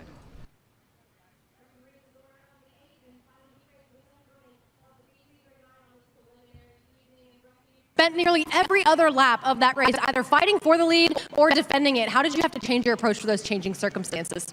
Yeah, I was kind of just able to run the same line through 1 and 2 the whole race, and kind of just got lucky there. I mean, he was probably better. He's better than us, and he just kind of made a mistake, and I just kind of tried to stay consistent. The last lap, try to protect, and just can't thank my guys enough. Just Kyle, Chance, Bob, Grady, and just everybody that worked so hard to get us here. Good we'd finally get a heat race win.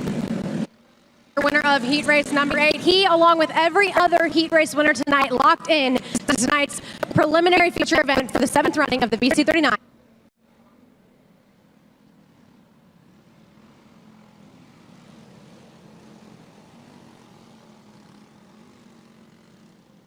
So the Stoops Junior Sprints out to the Speedway. Hot laps